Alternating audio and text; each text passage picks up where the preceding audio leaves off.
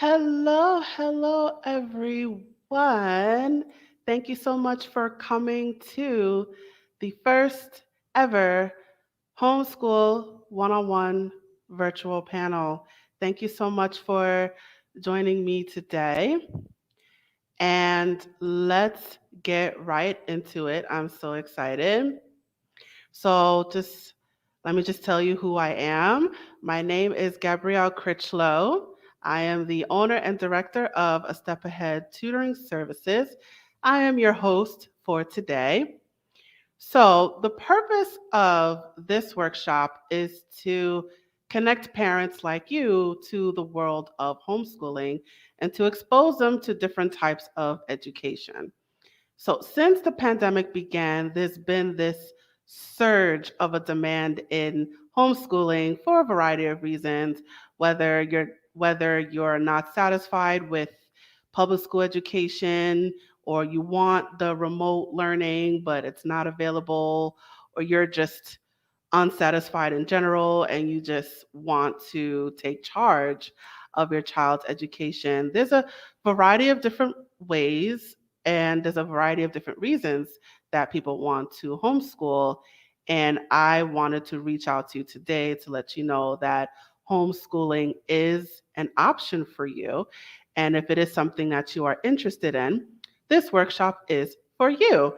And I want you to be educated about the different types of ways that you can educate your child.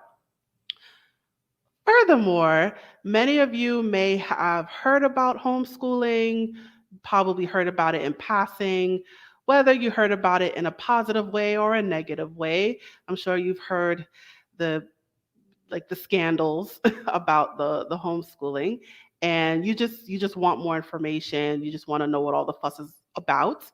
That's why we're here to address your concerns and your worries, and we're here to answer your questions. And there may be some of you who are homeschooling right now, right this second, but you just want more information, or you just want to improve your skills. Whatever your reason is, we are here for you. This workshop is intended to be introductory. And if you're here for the very first time learning about homeschooling, or you're an expert in the homeschooling and maybe you want to meet other people like you, whatever your reason is, welcome. And I appreciate you being here. So, this workshop is part of our mission, the mission of A Step Ahead Tutoring Services. And our mission is to tackle the academic challenges of our students and the emotional, mental, and behavioral changes that result from these challenges. And in doing so, we fulfill the belief that we will improve our communities in the process. So, you are watching this live on YouTube right now. But don't worry in case you missed something or you just want to go back. The replay will be available on our YouTube channel. So let me explain how this is going to go down. So we have 6 speakers. Each speaker will address a particular question, and it's going to be broken up into 2 parts. So the first part, there will be 3 questions. So those 3 questions that we're going to answer.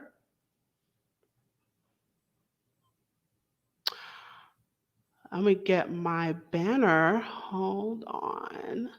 So those 3 questions that we're going to answer. Question number 1, what is homeschooling?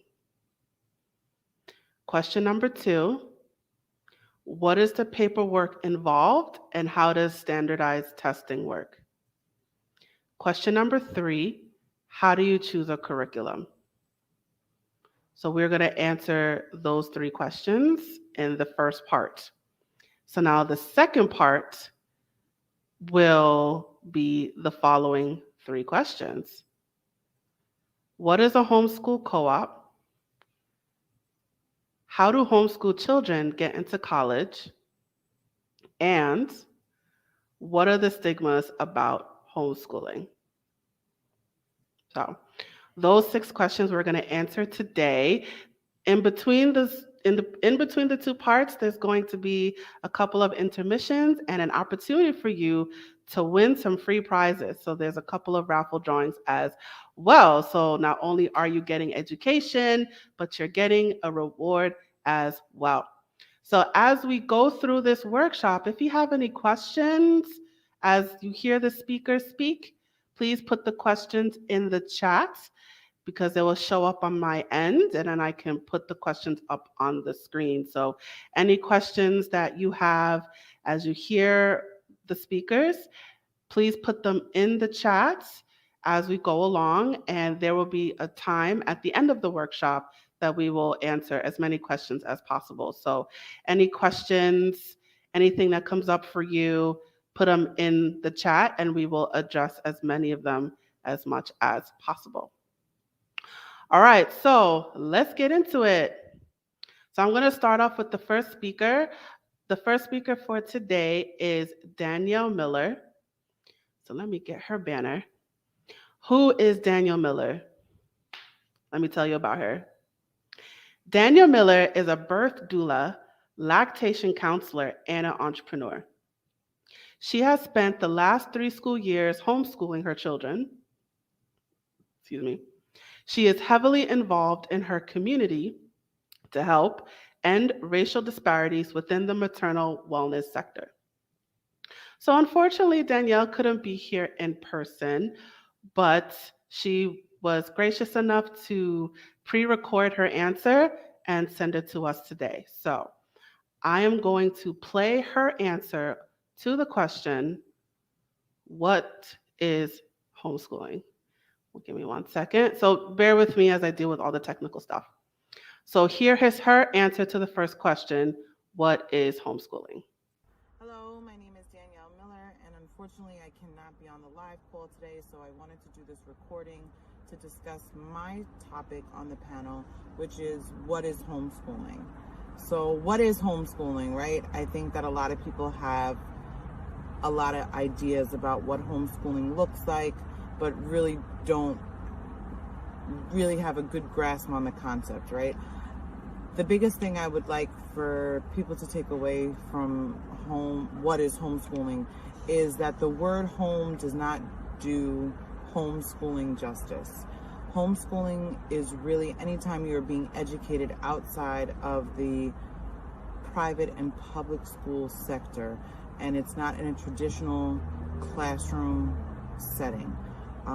But homeschooling is not just limited to sitting at your kitchen table with your children or your children sitting in front of a laptop.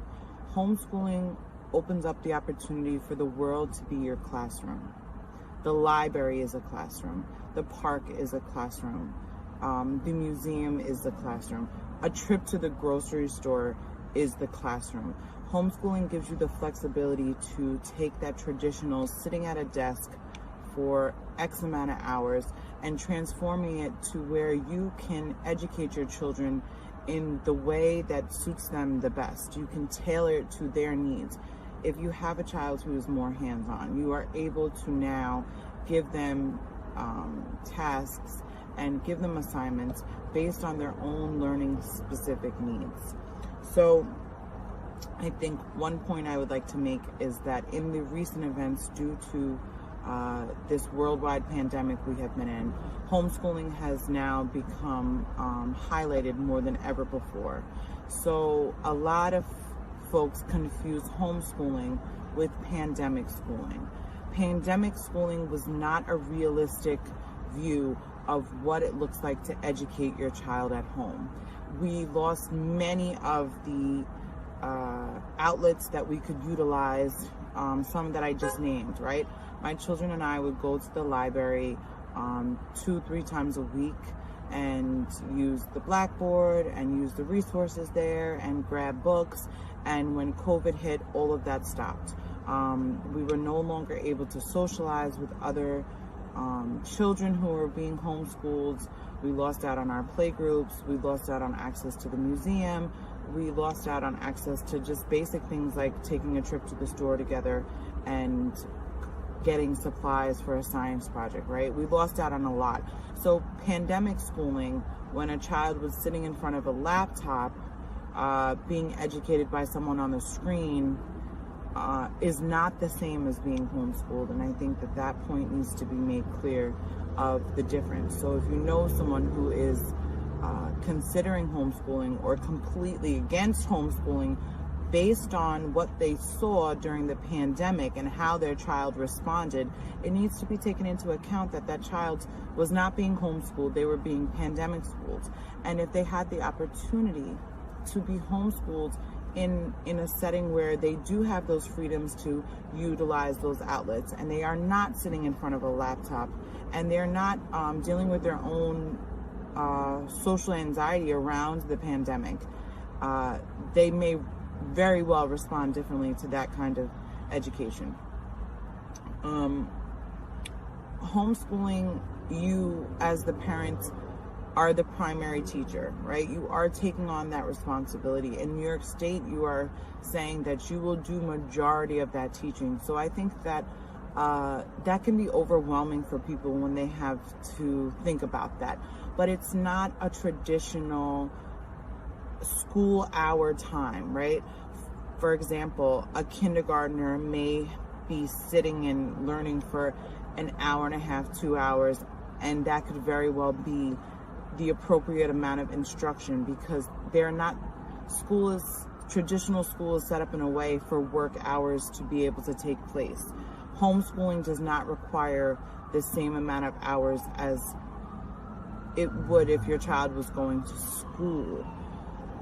I think a lot of folks get intimidated by the fact that you would have to be sitting there educating your child from 8 a.m. in the morning to 3 p.m. And that's not realistic. That's not how homeschooling is set up. You are able to have that flexibility where they are educated in a smaller amount of time, and you can pick and choose which days which instruction is being done based on whether you come up with your own curriculum or you are following a curriculum based on the activities they are doing that are now being accounted towards that curriculum that they would not have the opportunity to do had they been in traditional school. For example, my daughter takes horseback riding and improv during school hours, right? And that instruction is able to be applied to her education as part of her daily schooling. I think homeschooling, one thing I get asked often is about the socialization. And although I was a little reluctant with homeschooling, I will say that it has pushed me to continue to have my children socialize in various outside activities besides school. And I think a lot of these kids are being shortchanged where they are only getting educated socially or developing social skills rather in school and no other opportunity. And we know that there's a whole life outside of school. So I will say that my children are very social and they are very friendly and they speak very well. And that's because I have maintained these play dates, these co-ops, the opportunity to connect with other kids who are also homeschooled so that they can interact with one another. And I think that takes a little bit of work on the parents' end to maintain these relationships, but I absolutely think that it is worth it and necessary if you decide to homeschool. So my definition of homeschooling is that the world is your classroom and that you are the biggest influence on your child and what it is you want them to learn and how you want them to learn it. So if anyone has any questions, you will have the option to email me. Feel free to reach out. My information will be made available, and I hope the rest of the panel goes great. Thanks. All right, round of applause for Danielle.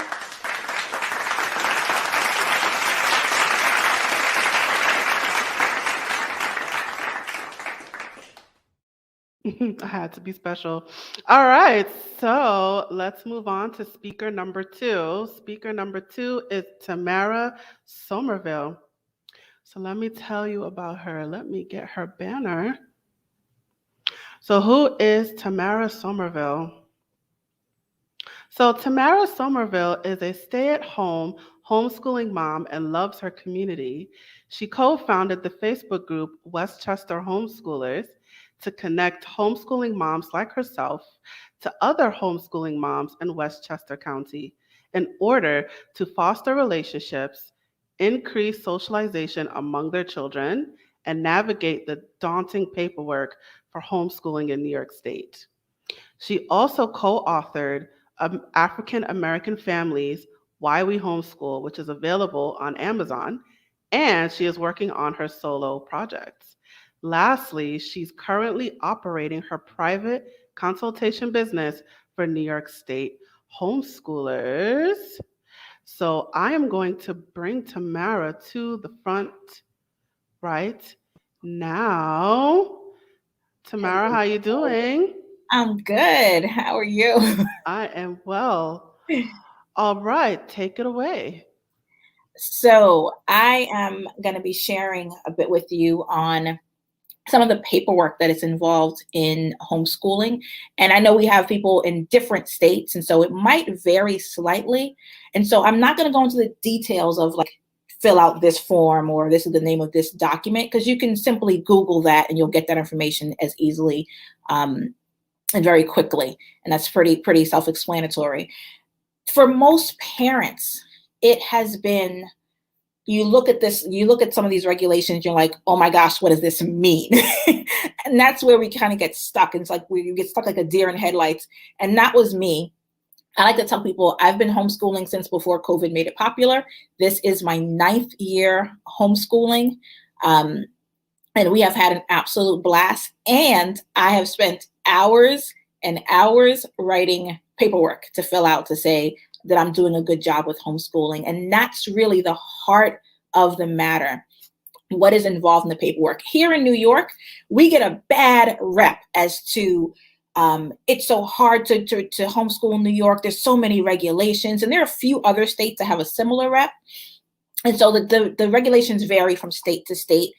But we look at it and think, that's a lot of stuff to do.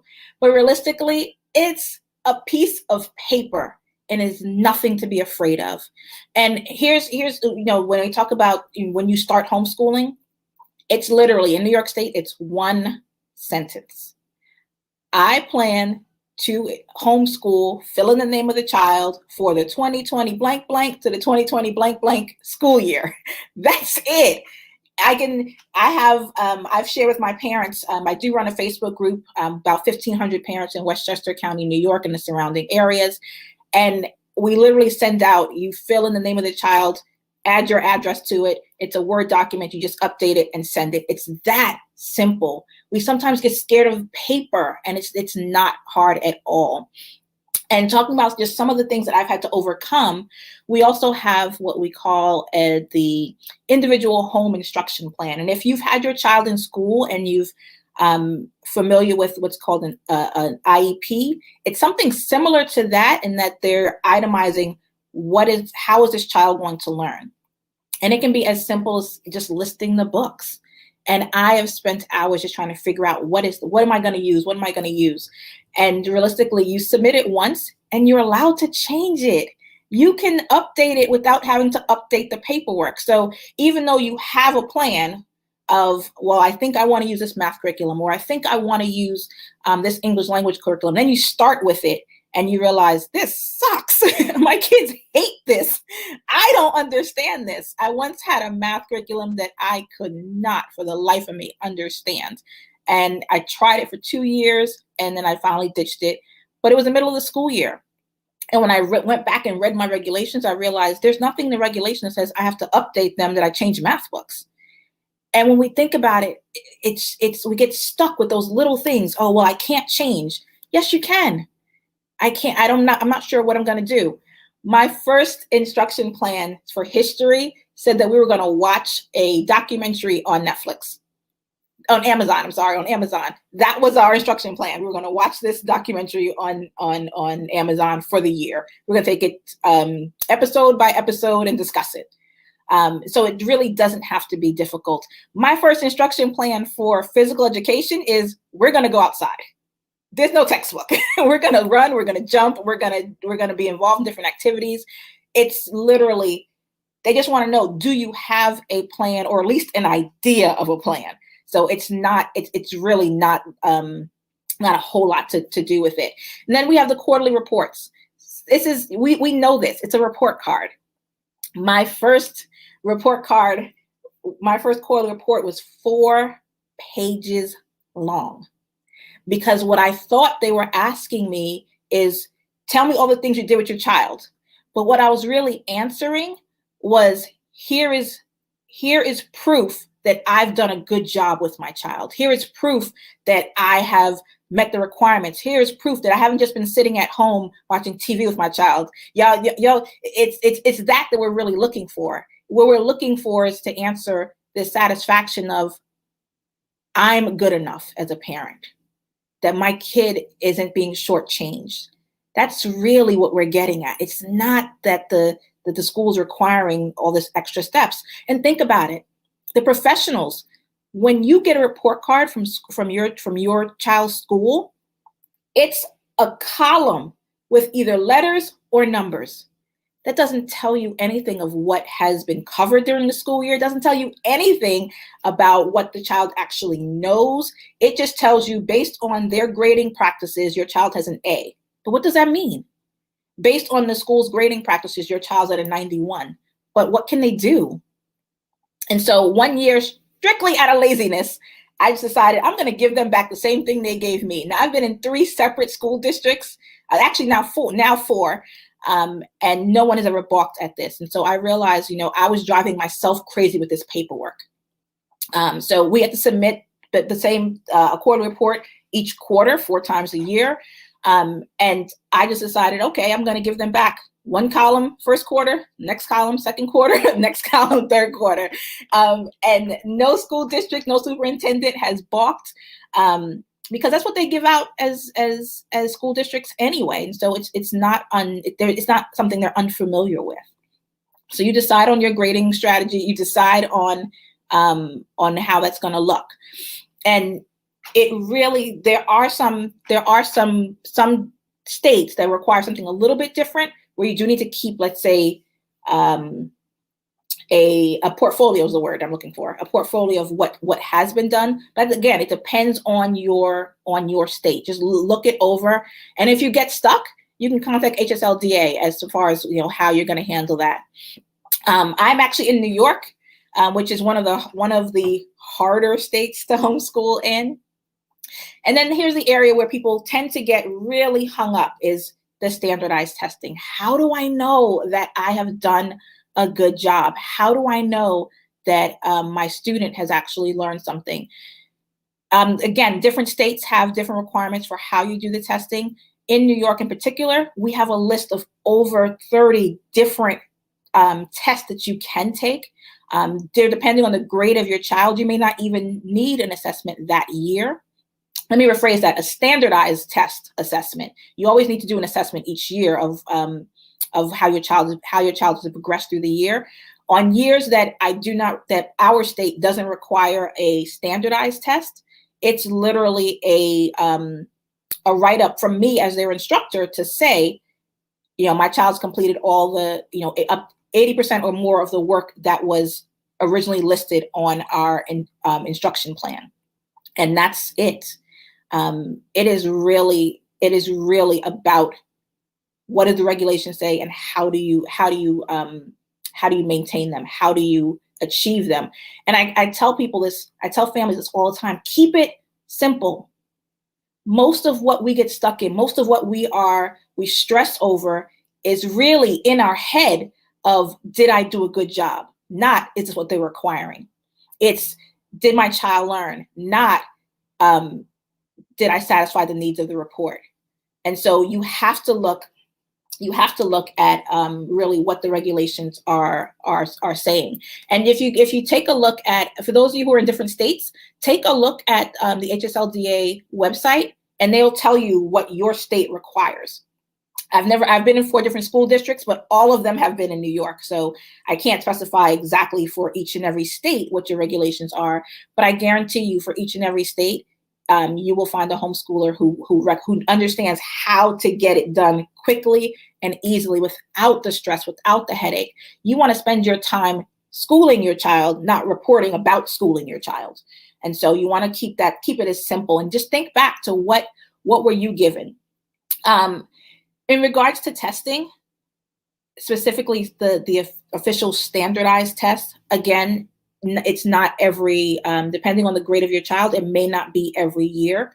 Most likely in the majority of the states, when you get to middle school and high school, you'll see more of the testing requirements almost every year. Definitely in New York State, it's every year in high school, every other year in middle school, and you have the option not to do a standardized test in elementary school. And so you can choose, does your child work better on the computer?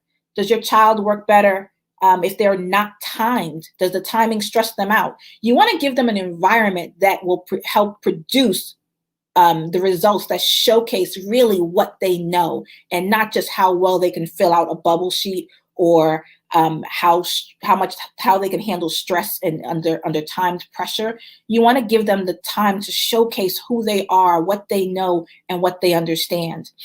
And so a lot of parents often will think, well, the school district doesn't let me test them there. You don't. If you've pulled your child out of school and you've been homeschooling them for a while, you don't want to put them in an environment for testing that's unfamiliar to them.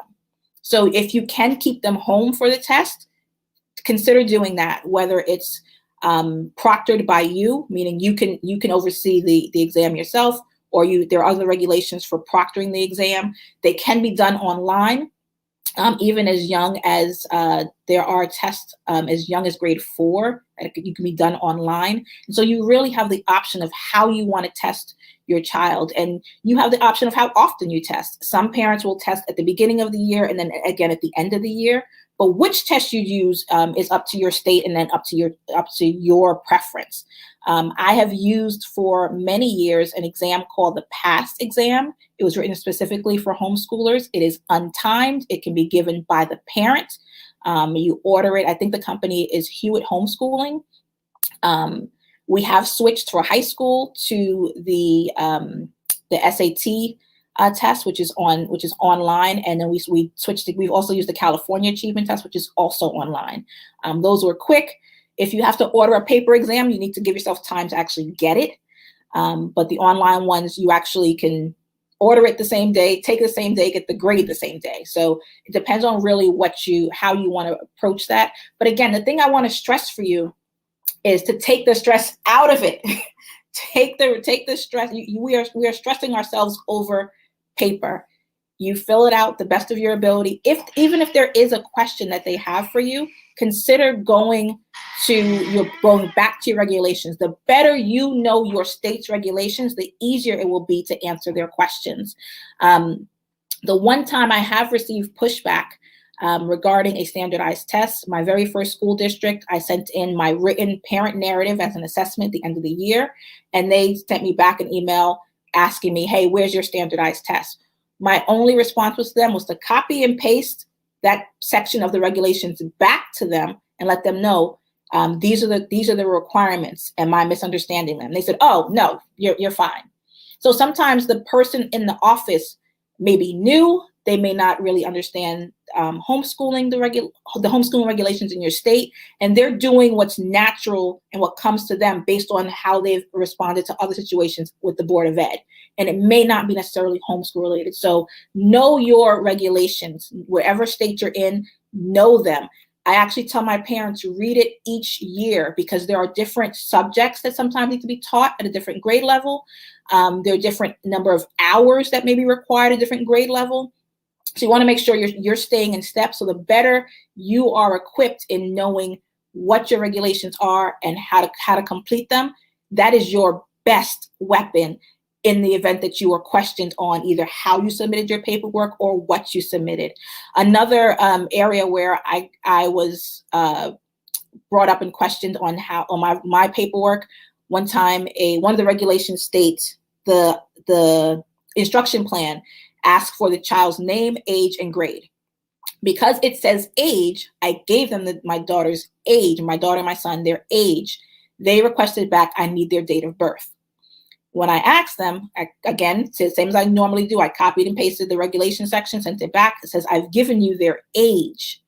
She said, Ms. Somerville, I understand you have actually satisfied the requirement. However, our system, the only way we can enter the age is by putting in the date of birth. So it's not a matter of your insufficiency. It's that our system is limited to only working this way. So is it possible you can give me the date of birth? And so I did, because she approached me in a way that she let me know, hey, it's not my fault, and I have followed the regulations, but there are some limitations. So you want to get the best as you can, get a good relationship with the person who is handling your paperwork if you can, and know your regulations, know what you're required to do, so that if you are questioned, there's someone new coming, if they have a new way of a new method that they're trying to put forth, that you aren't trapped in that.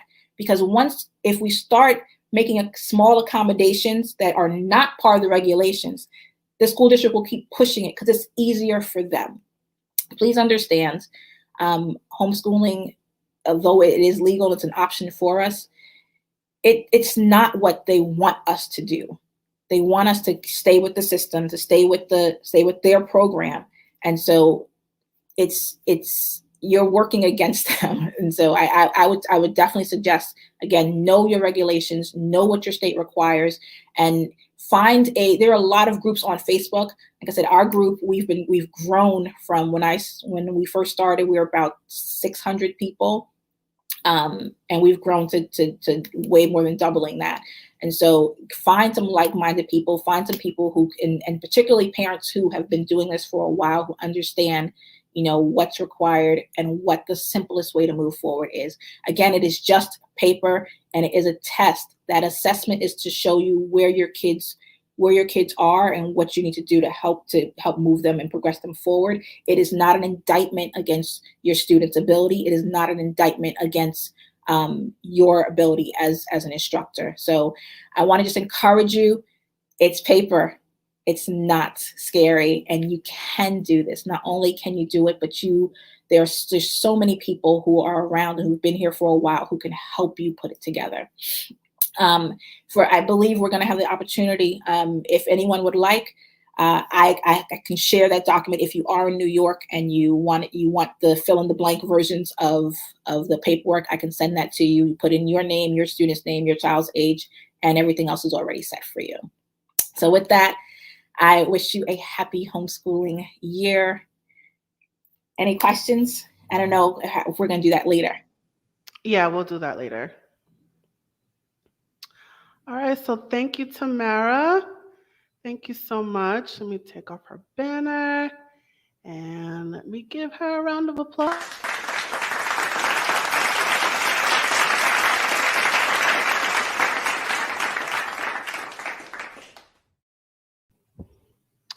All right, thank you so much for that. So before I move on to the next speaker, I just want to emphasize that this workshop is pretty generic across the United States.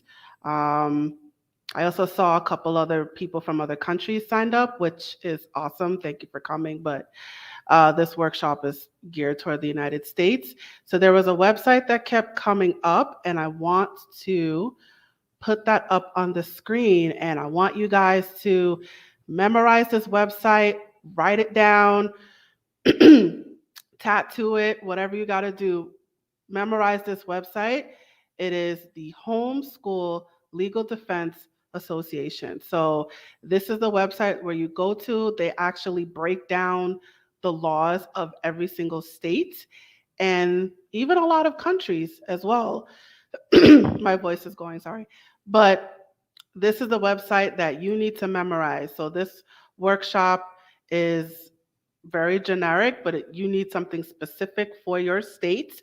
I want you to go to this website, hslda.org, and there is literally a breakdown of the homeschooling laws in every single state and in a lot of countries. So write this website right now, tattoo it, put it on your phone, whatever you got to do.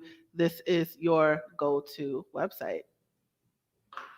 All right, so I am going to bring the third speaker to the stage. Her name is Sandra Price Blyden. So let me put up her banner. And who is Sandra Price Blyden? Let me tell you who she is. Excuse me.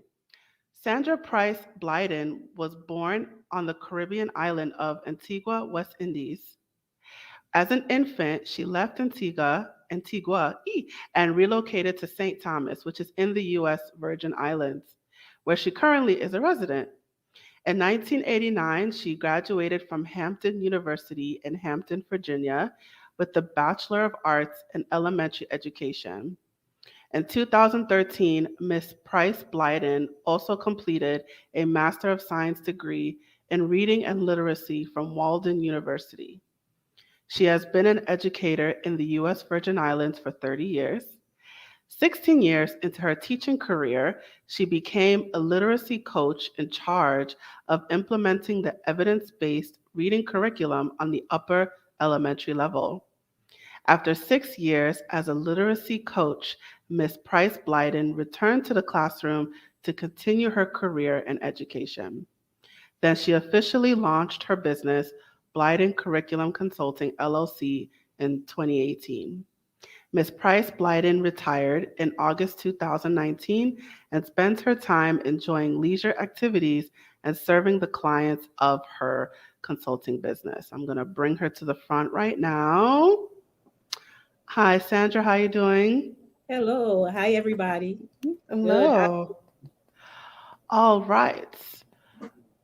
So you're going to answer the question. Let me pull it up. How do you choose a curriculum? So let me get your little banner here. And you have some slides. So give me a second, guys. So I am going to pull up your slides.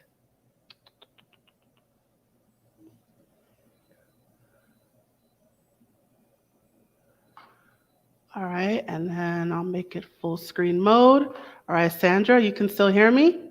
Yes, I can. All right, take it away. Good afternoon again. And we're going to do curriculum your way. Next. Okay, so you have about 7 days into the school year, and it's your time to homeschool. However, even though you have all of the books, you have the desks, you have all the nice supplies, your children already.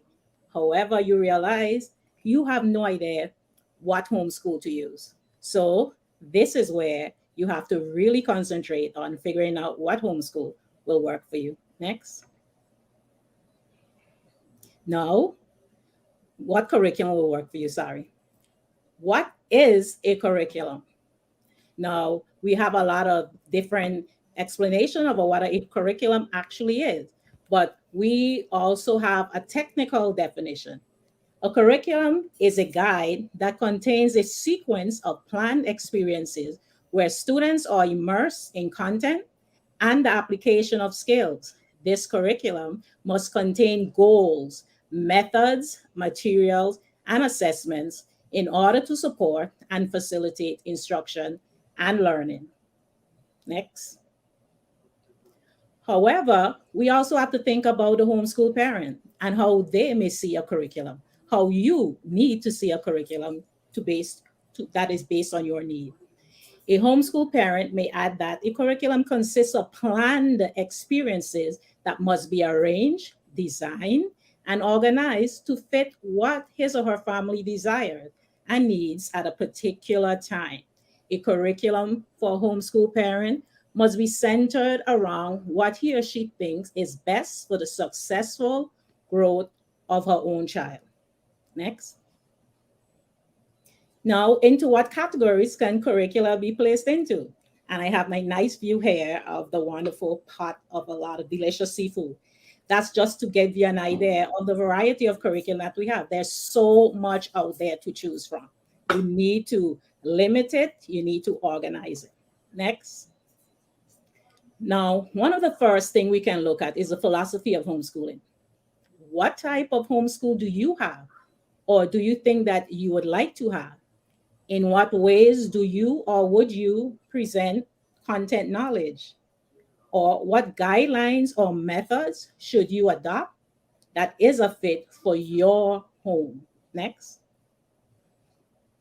Now, choosing a philosophy or not choosing one is absolutely your choice.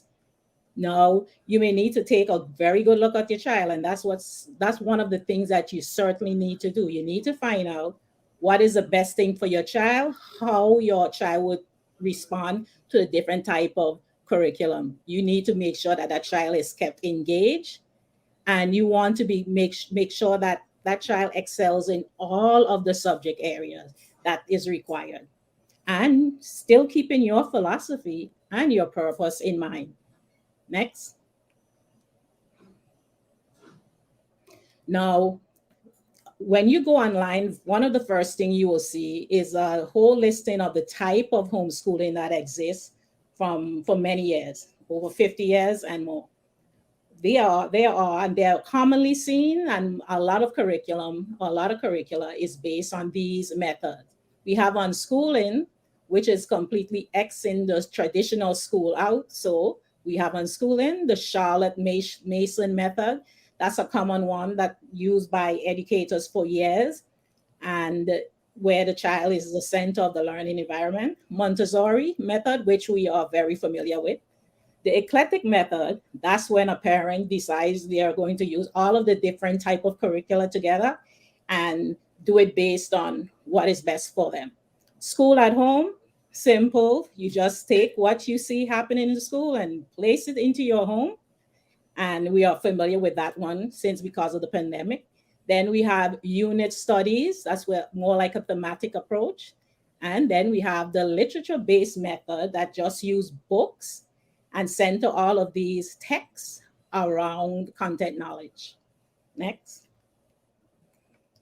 Now, sometimes some families are decided that they're going to be choosing curricula based on faith. And there are many faith-based curriculum out there. Among them, we have Sunlight, a Becker curriculum, a very common one. BJO Press, Life Pack from Alpha Omega Publisher, also a very common publisher out there for Christian curriculum. Easy Peasy Homeschool, that's a very common one. That one is completely free. And we also have the Alpha Omega Academy. Next. We also have homeschool based on ethnicity, cultural, or anything that has to do with the race of a particular parent or family. Now, there may be parents who prefer curriculum from only these vendors or instructors who are African American, Native American, Hispanic American, and much more. They feel that it may be a way for their child to be immersed in the culture, beliefs, and history of that race or the ethnic origin. There's some African American homeschool curriculum out there, some Native American homeschool curriculum, but it's not that many. And I'm just choosing a few of them so you could see a sample of what's out there. I looked at Liberated Minds Institute, and I was very interested in that one for African American homeschool curriculum.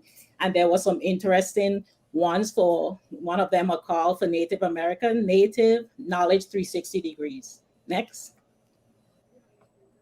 We have some more. I didn't really find much for Asian American homeschooling. We have to remember that there are only 3 to 4% of the United States school-age children that are actually homeschooled.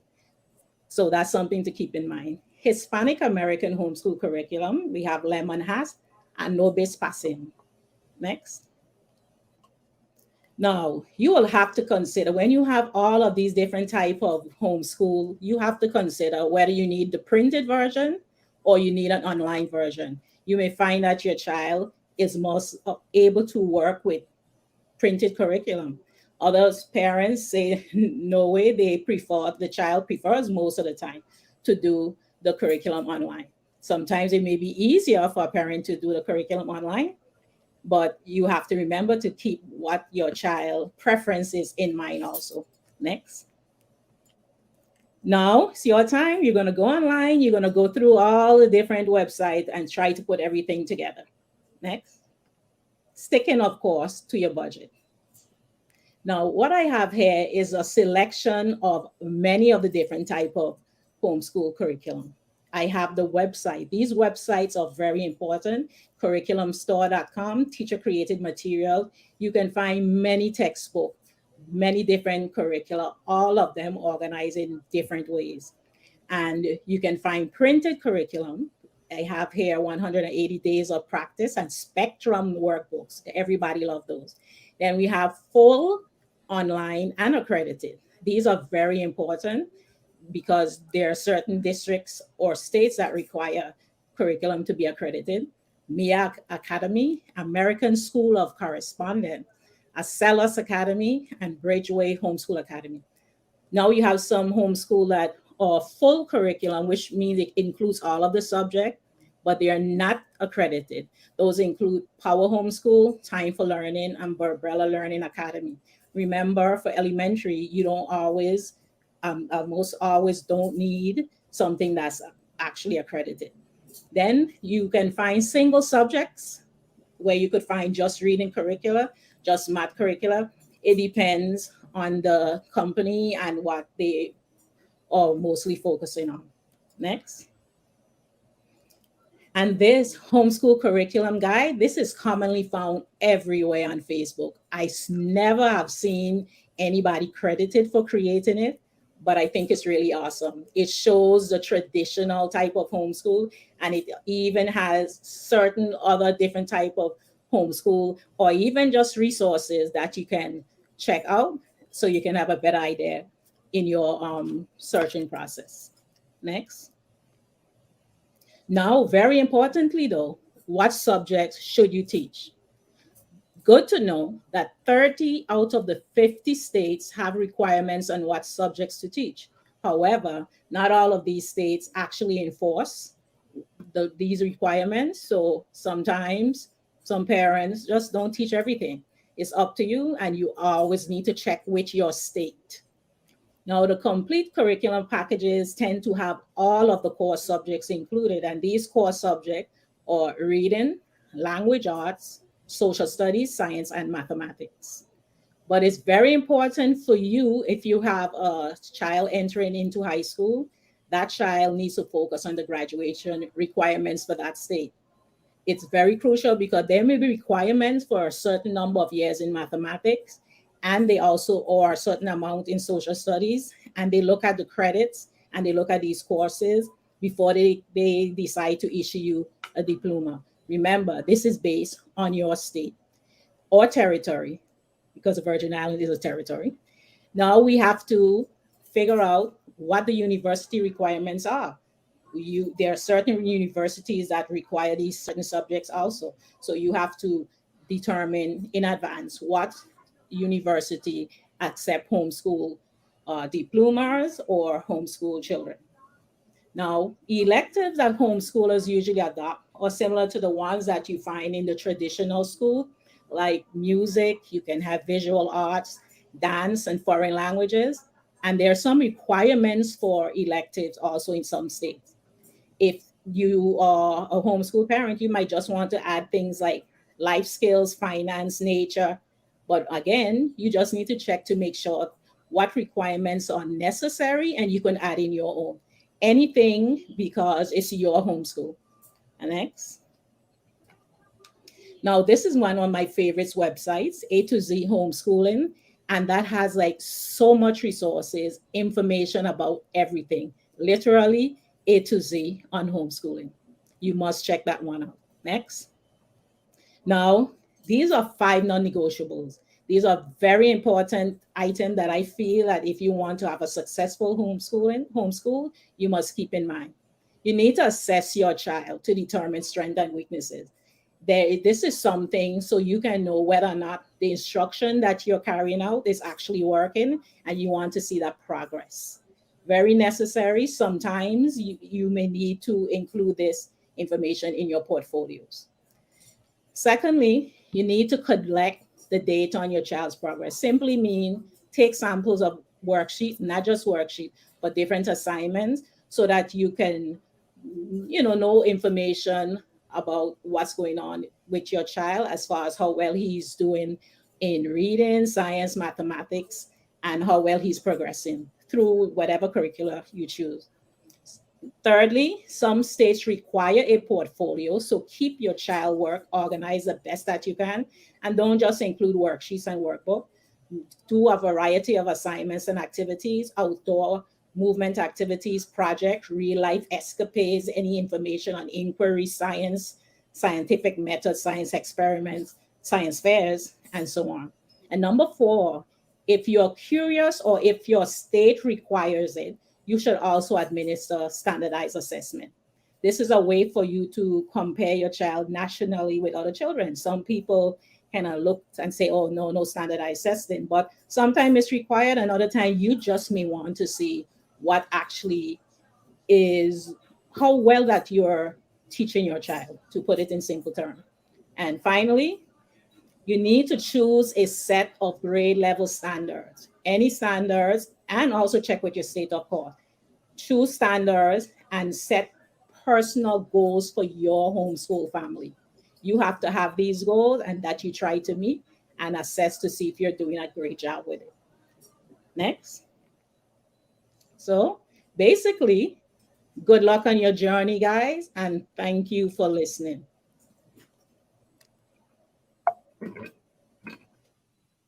And thank you, Gabrielle, for the PowerPoint. No problem. Okay. All right. Thank you so much. Okay. Let me just turn off her. All right. Let me give you your.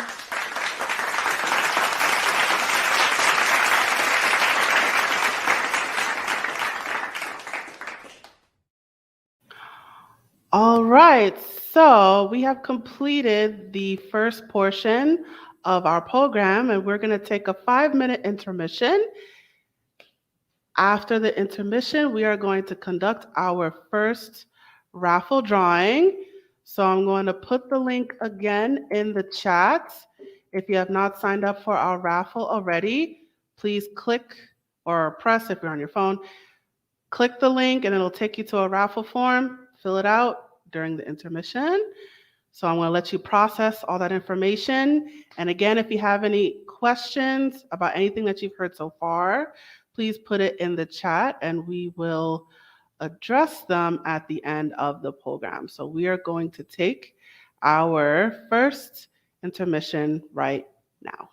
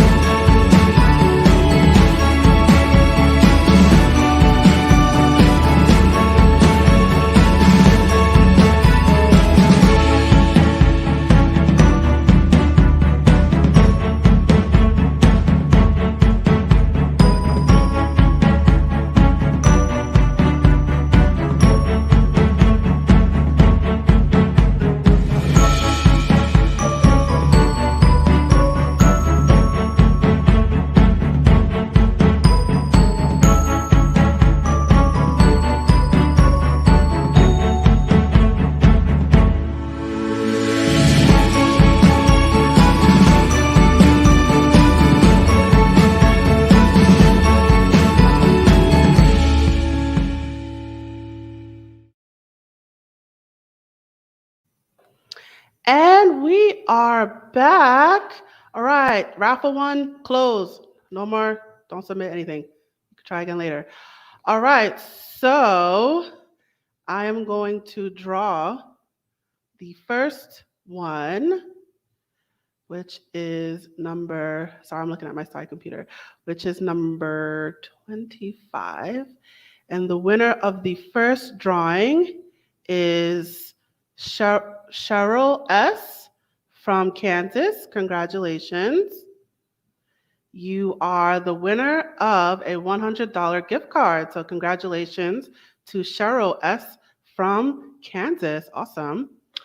And I'll reach out to you after this for your prize.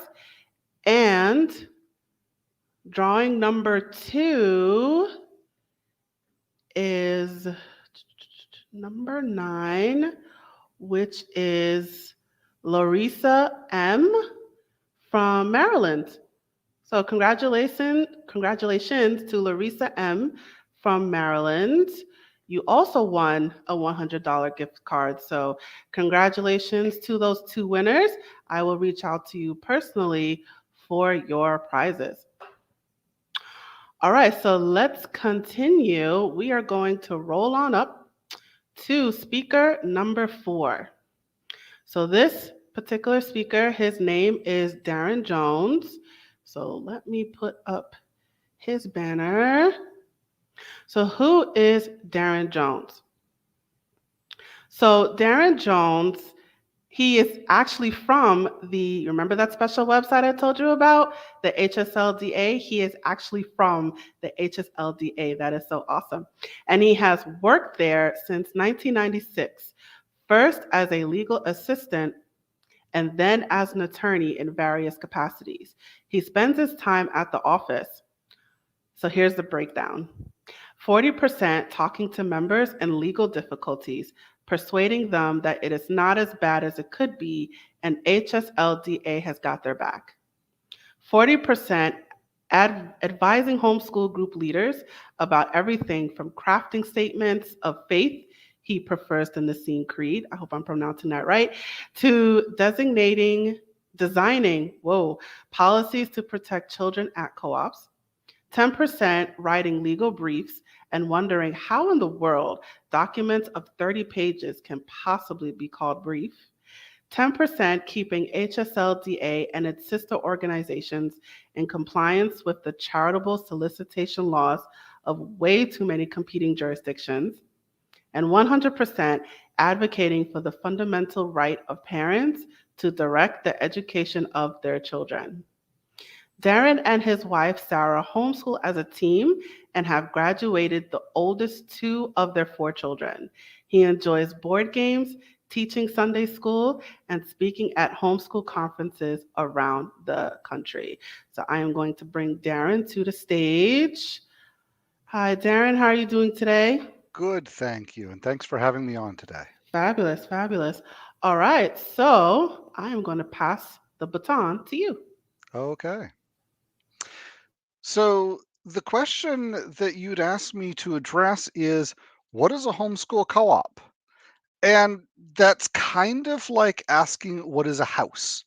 All right. When I say house to you, you may have in your mind kind of this, nice little roof and a square underneath it or something like that. Or you might think of the house you grew up in, or you might think of the houses you drive past that are what my wife's family calls houses way too expensive for anything we will ever be able to afford. So homeschool co-ops, kind of in general, it means a place where homeschoolers are getting together, usually for classes or for some activities. So I was actually homeschooled my last couple of years, grades 11 and 12, and I was part of a homeschool co-op. There were 7 families in our church who had chosen that year to start homeschooling. And so the parents decided, most of the homeschooling is actually going on at home.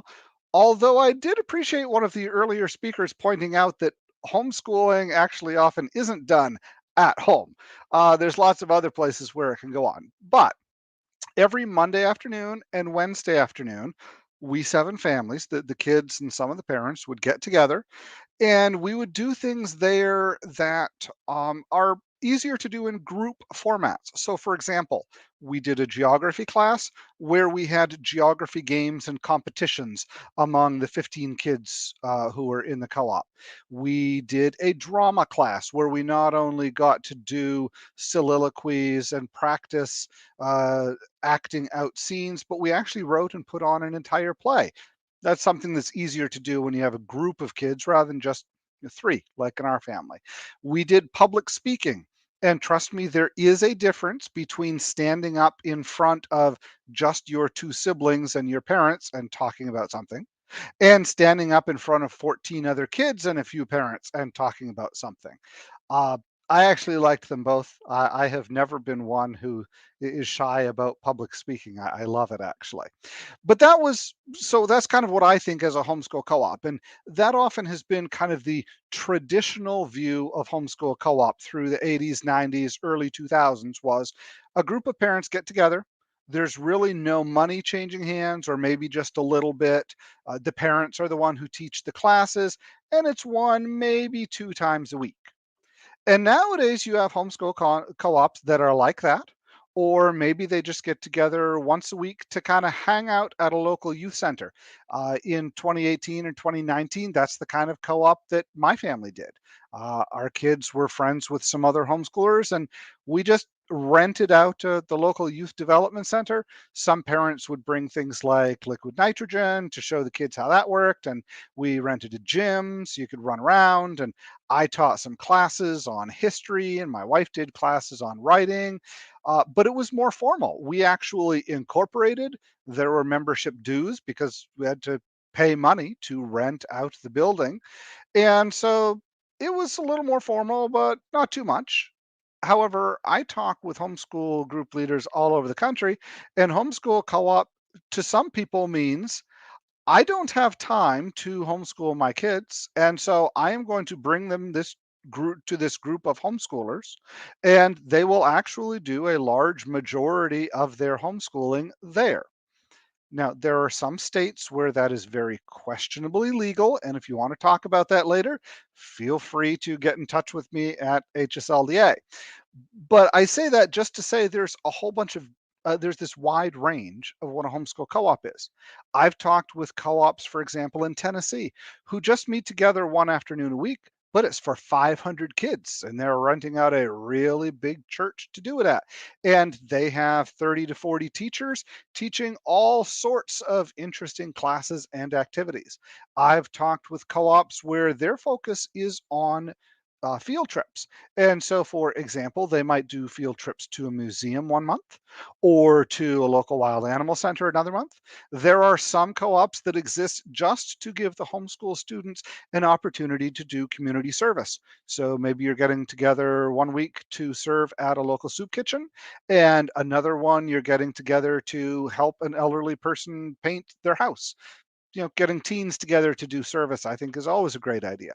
So, what is a homeschool co op? It's a place where homeschools get together and cooperatively work to teach their kids. It might be by hiring a teacher who has some special academic skills that the parents don't. For example, my wife and I tend to focus uh, on the liberal arts. My wife is a freelance writer. I'm a history nerd. And so that's kind of what we enjoy teaching and passing on to our kids.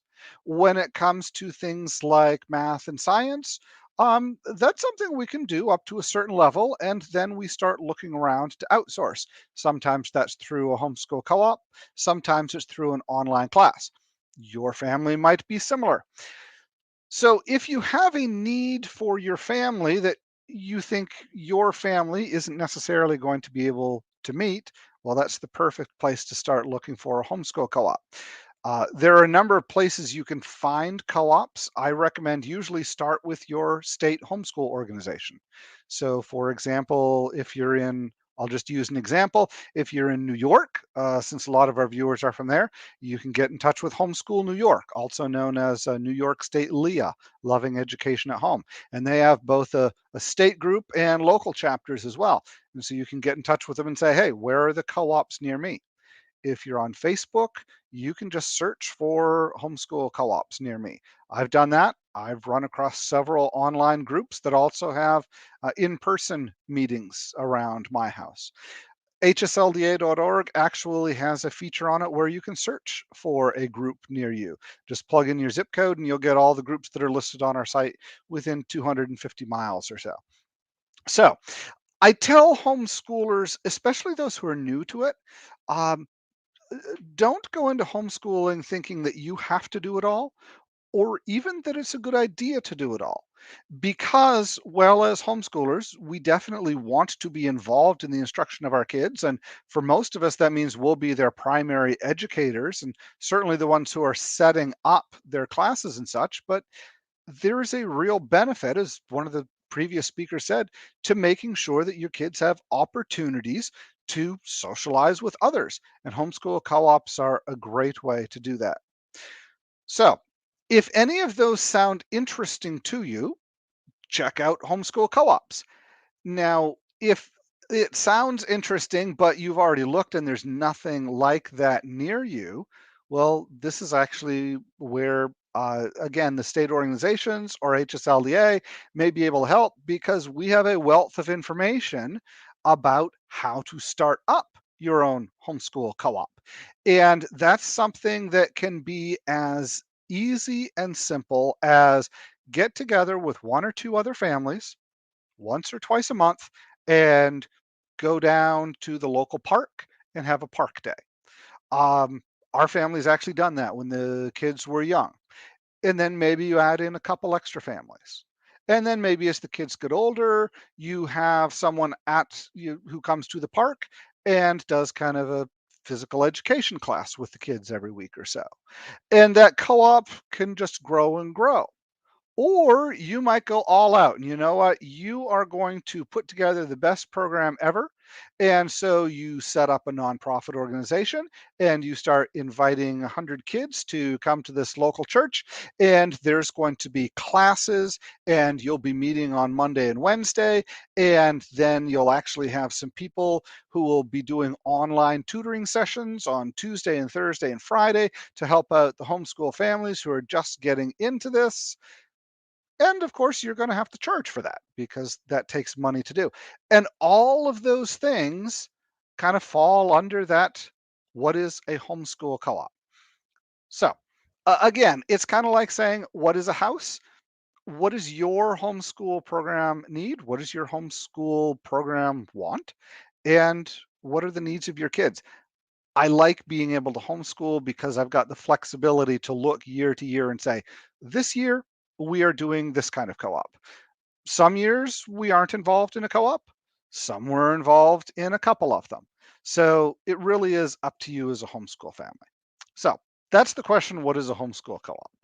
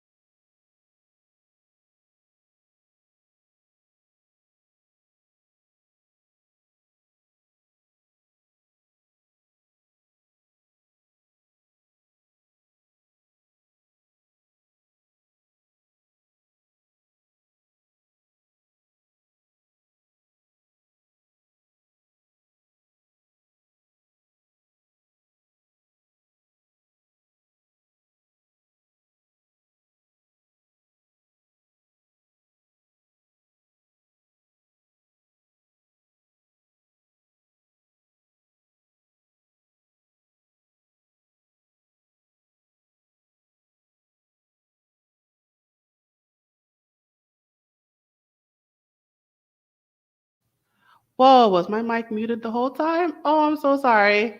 I'm so sorry. All right, let me just start again. So, Tiffany Sams and Regina Johnson.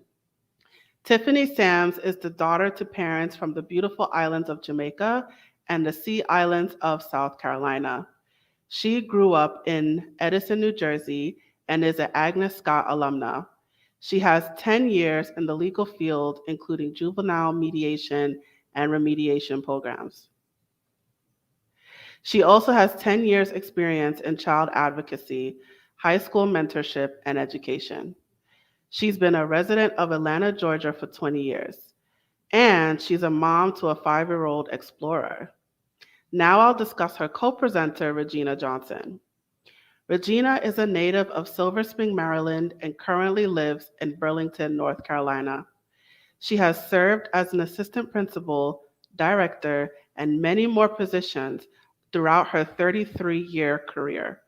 She's also taught multiple subjects at private schools, universities, nonprofit organizations, and government workforce programs. Her 7 sons have made her the proud grandmother of 7 grandchildren. She used her corporate America human resource skills to help co found and open the Academy of Pivotal Learning with co presenter Tiffany in September 2021. I am so sorry about that, you guys.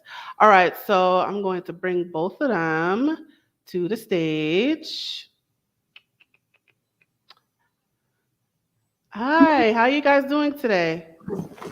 Doing well. Awesome, awesome, awesome. Okay, so I'm going to pass the baton on to you two. Okay, Go ahead. well, Regina, did you want to lead? Tiffany's going to do the presentation, and I'll do the 30-second commercial at the end. Oh, okay. All right, cool beans.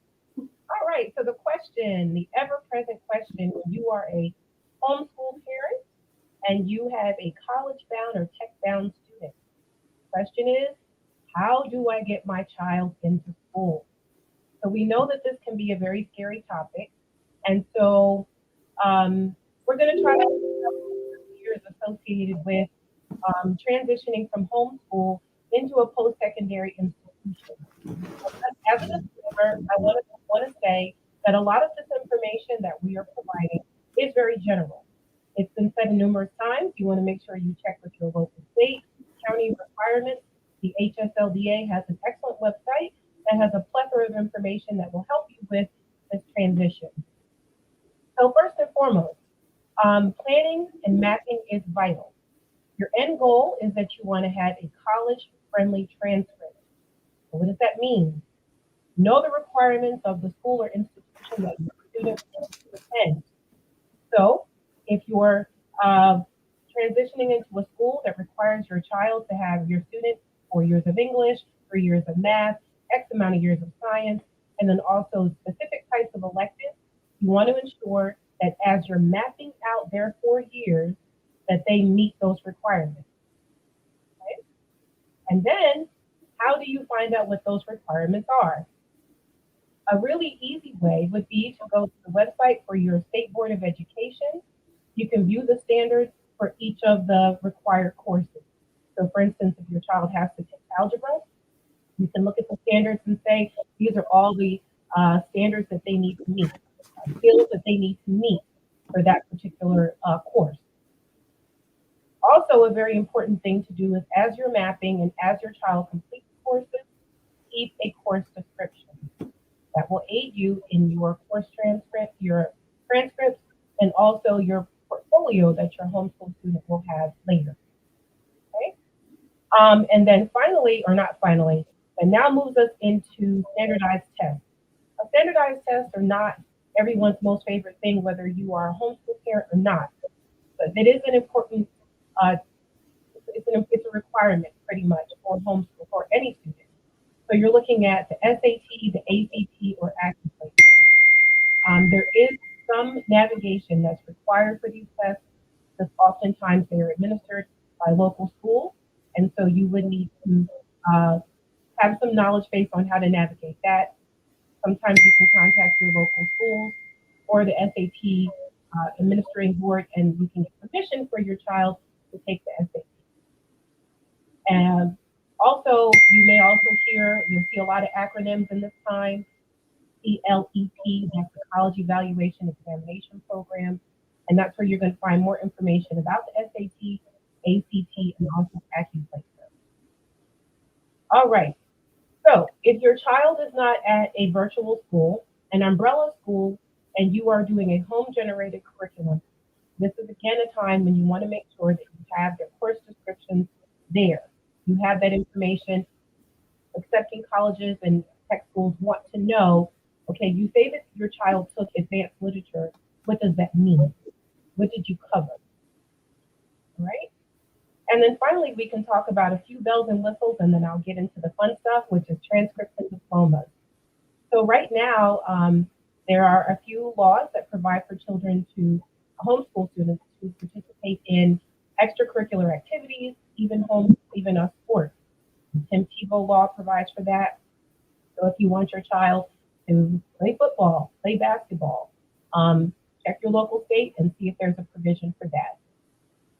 Last two important things, high school transcripts. Don't let this intimidate you. High school transcripts are simply an outline that tell the accepting school what your child completed. How many years of math? Credit. How many years of English? Credit. How many years of science? Credit. Okay. There are websites that will do the compilation for you. They'll calculate their GPA, which is also important to accepting schools.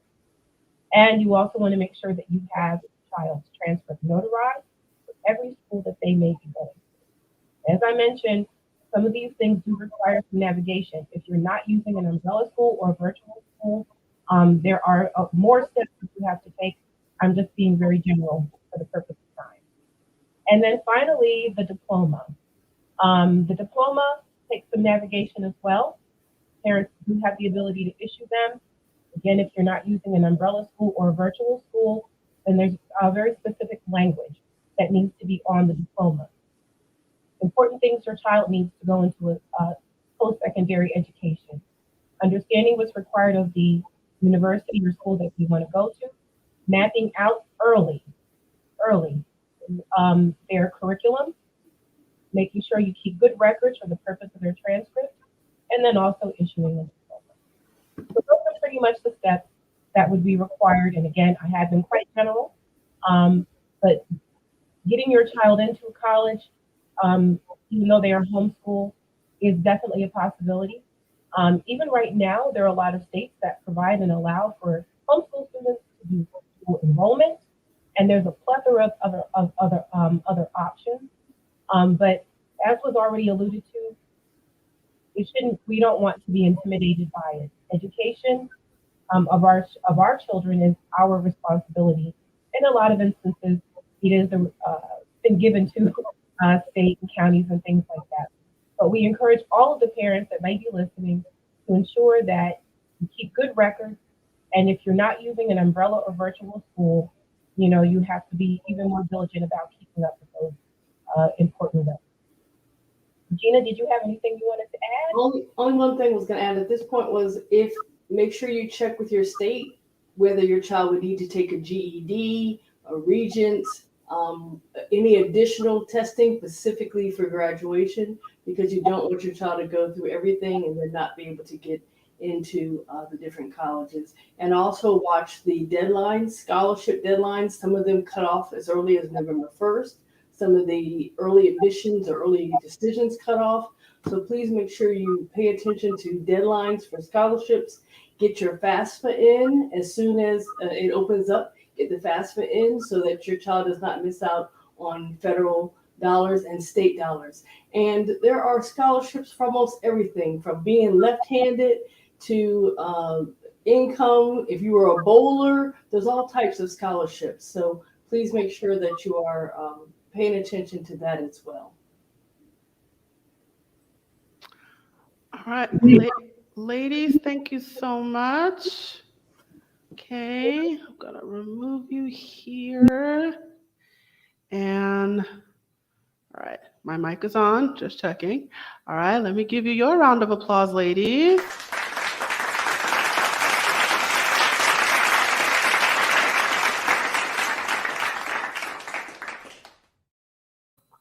Okay, and we have made it to the final speaker of the day. So her name is, I'm going to try to pronounce her last name, guys. Her name is Betsy Jelisavcic. Hope I got it right. So let's call her Betsy J. Betsy J is an experienced journalist and education advocate who is grateful to be raising her 4 boys in New York City. She has navigated her son's journey throughout the New York City public school system since 2003 and worked for the Board of Education since 2016 to support students with special needs. In early 2018, she began homeschooling her then 11-year-old son, an experience she describes as both eye-opening and mind-blowing. She continues to homeschool and help her sons explore different career pathways, learning from her mistakes and repeating them along the way. So I am going to bring her to the stage right now. Hi. Are you How are ready for you me to share? Yes, so All right, go I'm ahead gonna and start share. sharing. So let me pull up your banner in the meantime. Wait, let me get my scrolling ticker. Haha, there we are. Haha. All right, so Haha. Are we sharing? yes. All Oh, right, whoops. we are. There it is. All right. All right, are we sharing? Can you hear me okay? Yes, I can hear you. Okay. Welcome, everybody. You've made it to the last speaker. Congratulations. We are going to talk about some of the stigmas related to the homeschooling community today. My goal is to share the research, some stories, and then you just make up your own minds as to what you think is relevant here. So the question is, are homeschoolers unsocialized and educated religious fanatics? Because these are some of the enduring stigmas we find in the homeschool community. First of all, just some basics. More than 2 million students are homeschooled in the United States, and that number is growing. And though homeschool is a fringe element somewhat nowadays, it was the most popular form of education in the world until the last half of the 1800s. Homeschooling is legal in all 50 states and many other countries, including Russia, Canada, Australia, and France, with varying degrees of regulation. It is also illegal in many countries, such as Germany, Greece, Serbia, Turkey, Cuba, and Costa Rica. Because it's called homeschooling, many people assume we stay home all day and don't experience the real world. One cashier I met while I was buying movie gift cards for a teen Halloween party said, "It's so great you're doing this. They need it, those poor homeschoolers, all cooped up at home." And then a couple of years ago, my son was applying for a spot in a summer program, and the director warned me he thought my homeschool son would have difficulty socializing. Now, is there any truth to any of this? Does homeschooling impair socialization? Well, even the harshest critics of homeschooling acknowledge many are active and socialize outside the home. The problem is, the critics say, these social circles are too small. Students should encounter materials, ideas, and people that they or their parents have not chosen or selected in advance, wrote Rob Reich in his 2002 article, The Civil Perils of Homeschooling. Public school superintendents and educational psychologists surveyed in the 1990s agree with these concerns. Dr. Richard Medlin of Stetson University in Florida, top left, has studied research on homeschooling and socialization. He dismisses concerns about homeschoolers' social skills in his 2000 and 2013 reports titled Homeschooling and the Question of Socialization. He says, based on family interviews and the social skills rating system, homeschoolers' social skills are fine. They participate actively in sports teams, classes, volunteer work, religious and civic organizations, he said. Milton Gaither, he's on the left, is the author of Homeschooling in American History. He agrees with Medlin generally, but he did say that he found some degree of authoritarian parenting within homeschool families and conflict within homeschooling families about social goals. He did say there's a lot of variation socially as well as academically in the homeschooling experience. Next stigma. Are homeschoolers well prepared for life, or is homeschooling equal to no schooling? As Milton Gaither said, there's a wide variety of academic experiences within the homeschooling population. There's hybrid homeschooling, co-ops, and pods. There's unschooling, which is student-directed learning. There's deschooling, which is the transition from the traditional school to home-based education. There's also celebrities who homeschooled to support their careers and special talents. They've contributed to a niche stereotype of homeschoolers as a gifted bunch. Some examples of gifted homeschoolers are Serena and Venus Williams, basketball star Blake Griffin of the Brooklyn Nets, actor Ryan Gosling, Nobel Prize winner Dr. Willard S. Boyle, and at least 5 winners of the Scripps National Spelling Bee were homeschooled. Of course, for those who have never experienced homeschooling, it can seem very foreign because there's no centralized physical building, there's no prescribed standardized curriculum or schedule or disciplinary system. In fact, most states, all but 11, allow homeschooling instructors to teach without meeting any specific teaching qualifications, such as certification, high school diploma, or GED. Homeschool instructors may be certified teachers or specialists. Usually, though, it's mom or dad, but mostly it's mom. Homeschooling can be intense work for moms, especially those who are single and or the primary breadwinner.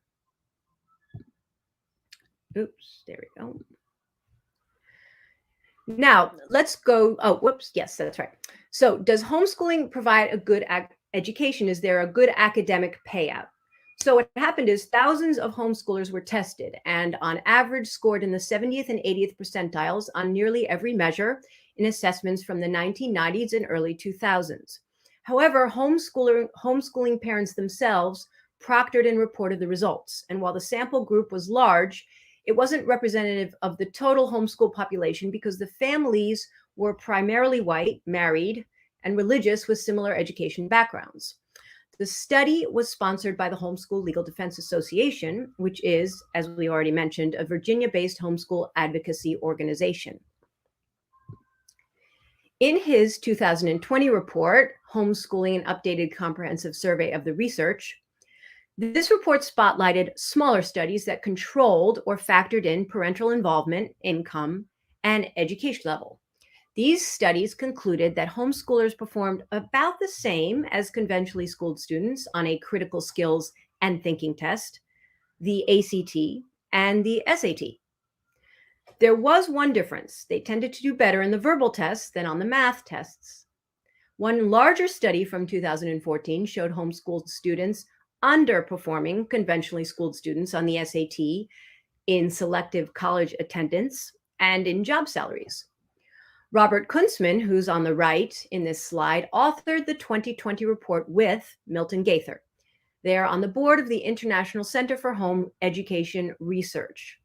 Kuntzman says the jury is still out on whether homeschoolers are prepared well academically and for life. He spoke at a virtual summit on homeschooling hosted by Harvard. There he said, "Are homeschoolers prepared for life?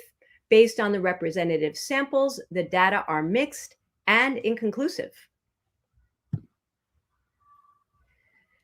So the last question is, are homeschoolers religious fanatics? The National Center for Educational Statistics published a survey in 2016 that asked parents why they chose to homeschool their children. Of the parents who responded, more cited concerns about the school environment and academics than a desire to provide religious instruction.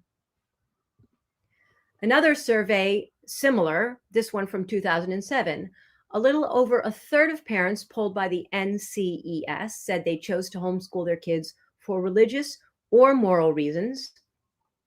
The majority cited other reasons, again, such as school environment, instruction, as well as special needs.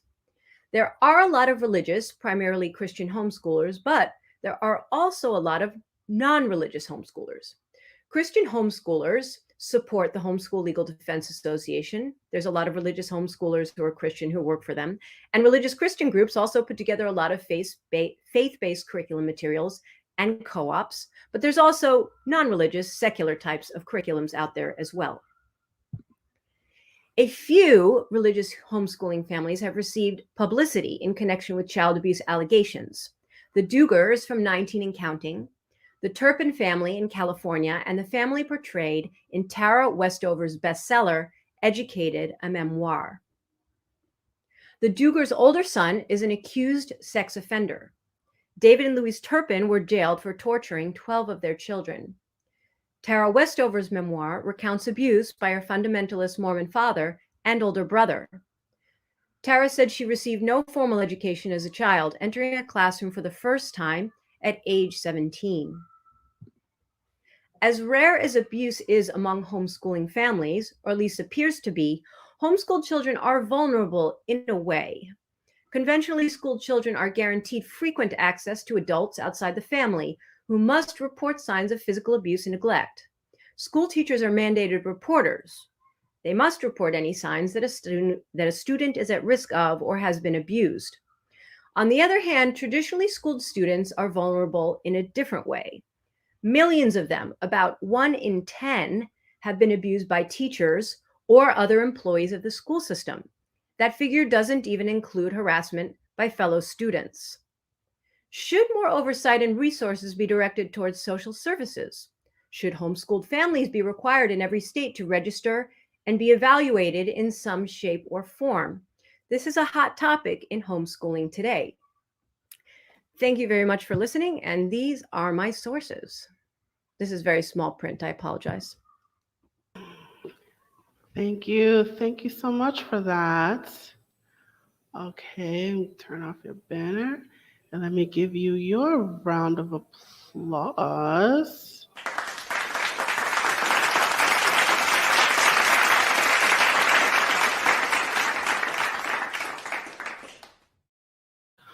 All right, so the speaker portion has just been completed. So we're going to take another intermission and then we will have our second raffle.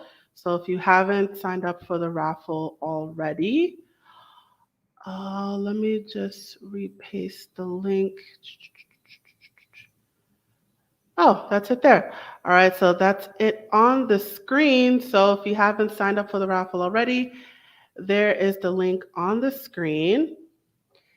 And we're gonna take another, or you could probably scroll up in the comments and just press the link. It's a hyperlink. So we're gonna take another intermission and then we will have the second raffle and then we will jump into the question and answer portion. So we will be right back.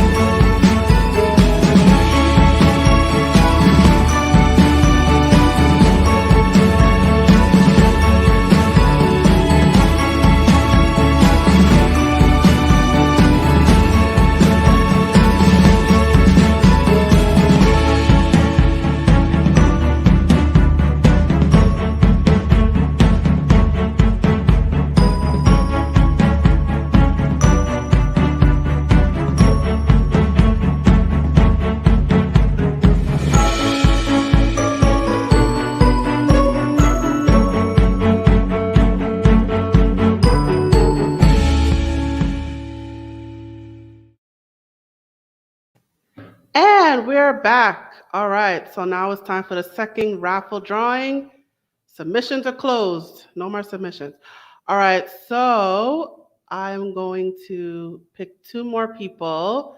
I'm looking off to the side. So I have, okay, number 13. So the winner is Trace F from New York.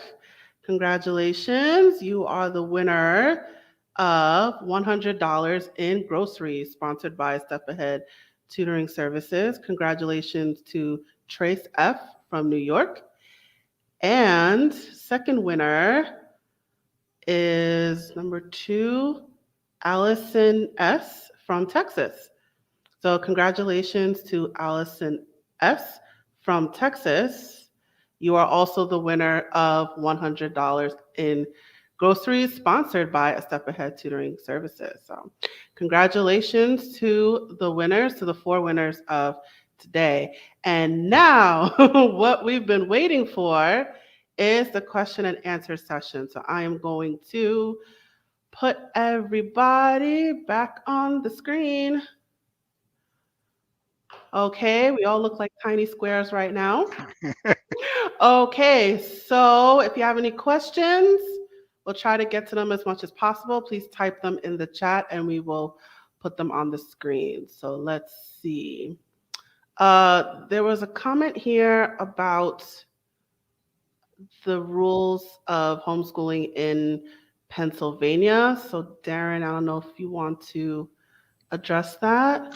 Okay, sure. Was it a specific question? Because after New York, Pennsylvania is the one that has the most rules. So I'm looking to see if I can find that one in the comments here.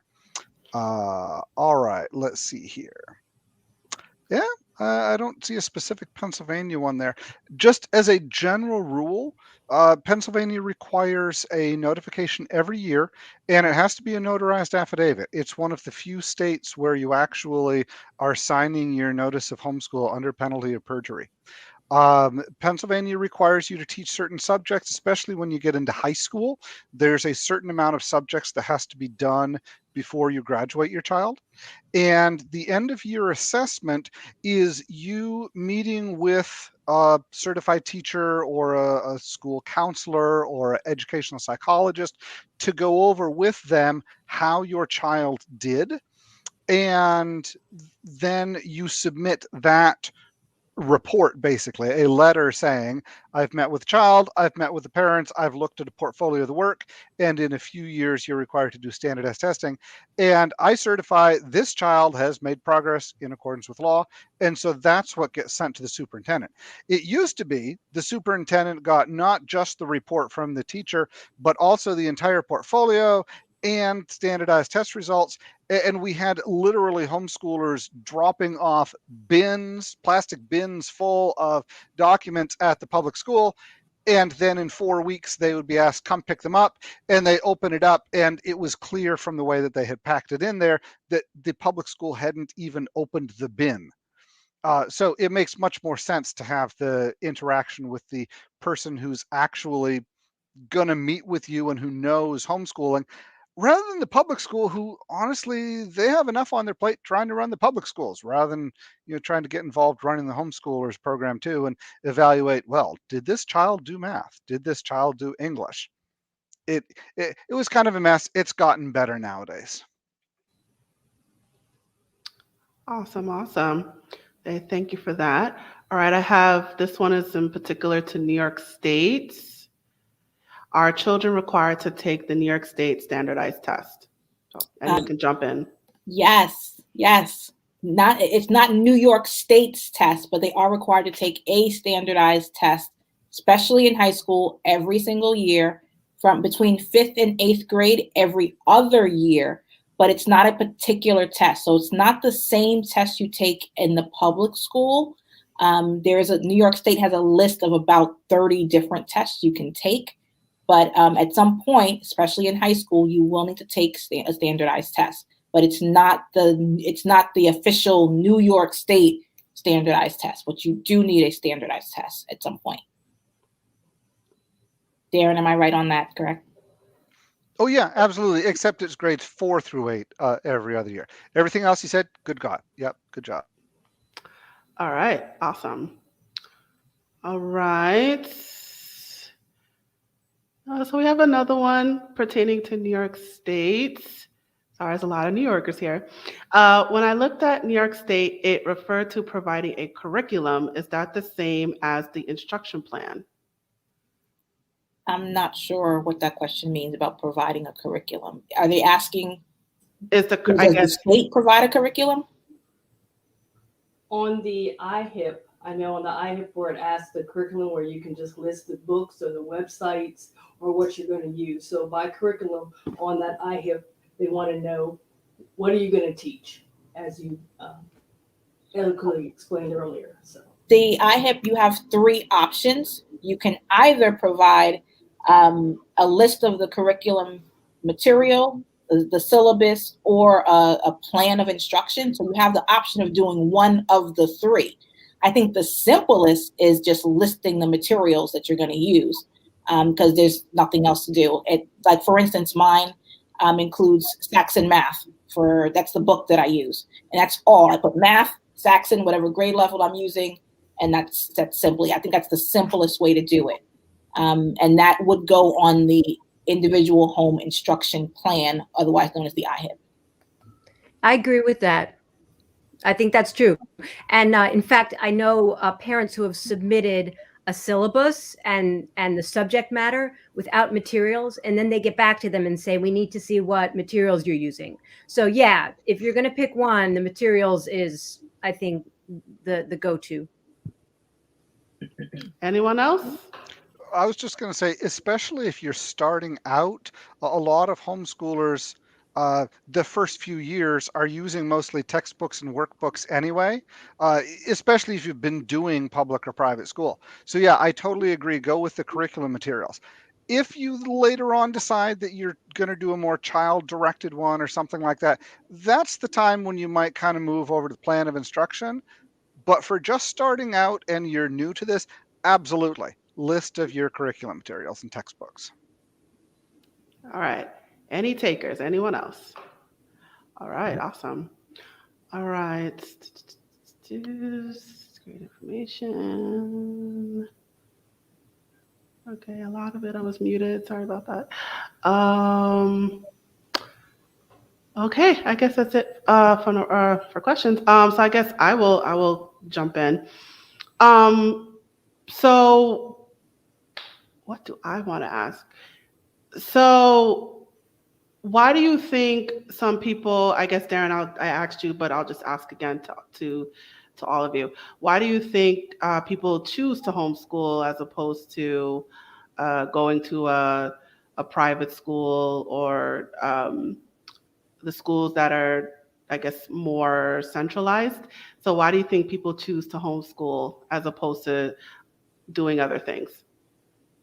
I'd like to jump in because I think my reason is not one I hear very often. I started homeschooling really because I wanted a better relationship with my children. I was the mom who was working late. I was always late to pick her up from school. I'm not the mom who enjoys cooking, so I was wrestling between getting homework done and trying to figure out what I'm cooking for dinner. And it was just a yelling fest for 2.5 hours trying to get her ready for bed and get her homework done. And I knew I could do better as a parent. And I had the crazy idea, well, let me just stay home with her and teach her. And it has worked out. And so that's not one I hear very often, but I just wanted to be a better mom. And homeschooling was the way in my brain, I jumped from 0 to 100. Anyone else? Mine was sorry. Does anyone? I was going to jump in. Mine was really a special needs issue where I had 3 of my 4 boys actually have special needs and required individualized education programs, and the one I pulled out and chose to homeschool is a real kind of intricate mix of special needs and And we had really tried everything. And I decided, we're going to try this. This is completely different. We're going to take this plunge, and it was worth it. It was worth a try because nothing else was working and things were deteriorating. So that's that. And it was a good decision. Not easy, but it was a good decision.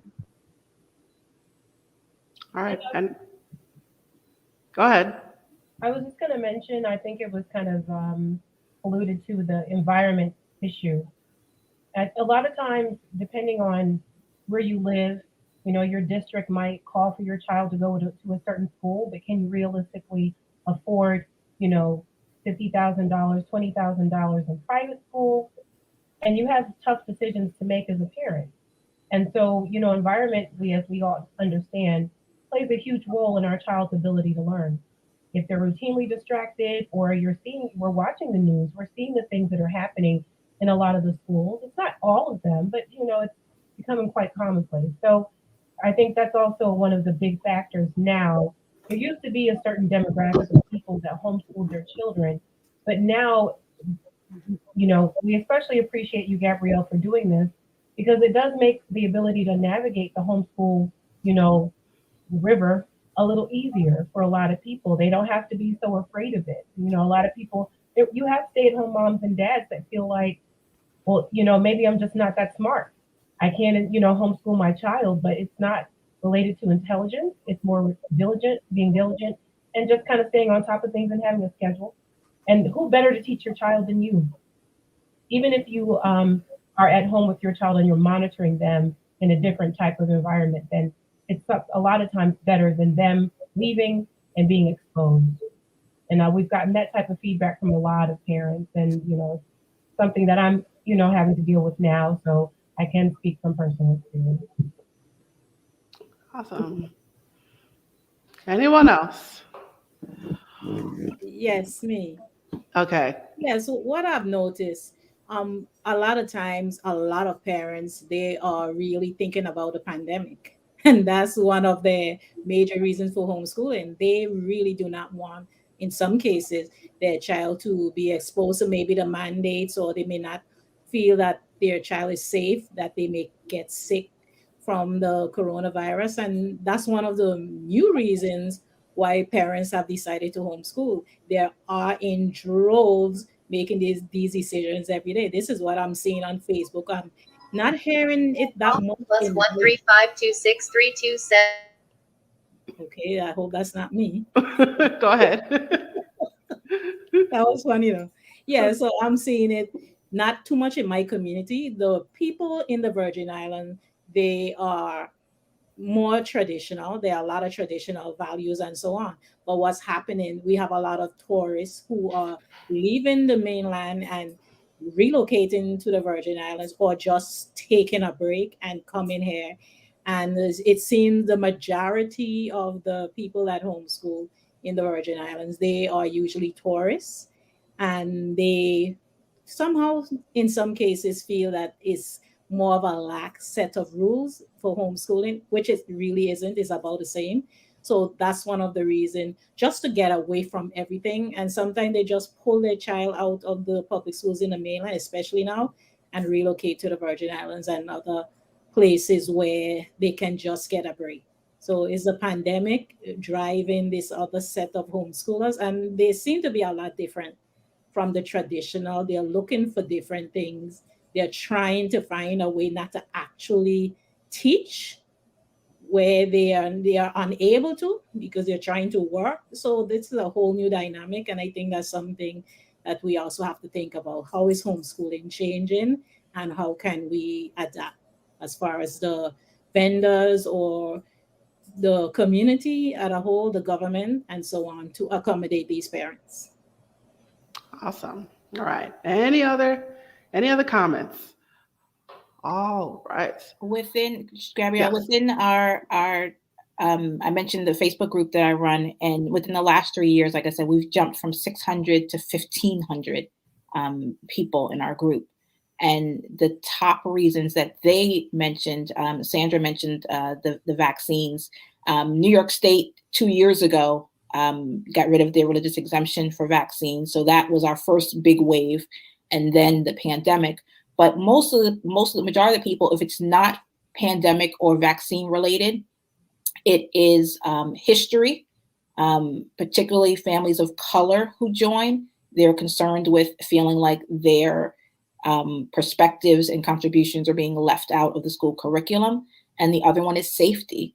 With this, a lot of parents often will cite either the school shootings, gang violence, just their, guns being brought into school, and just their kids, they just not feeling safe with their kids being there, and they're constantly being called about there's a bomb threat, there was a gun found in the school. And after enough calls, you start to look at your phone and feel like, what's happening now? What has happened to my kid's school? And they just didn't want to deal with that anymore. So the vaccines or COVID, being the main thing now, but also, like I said, the cultural relevancy of our curriculums and safety of the kids.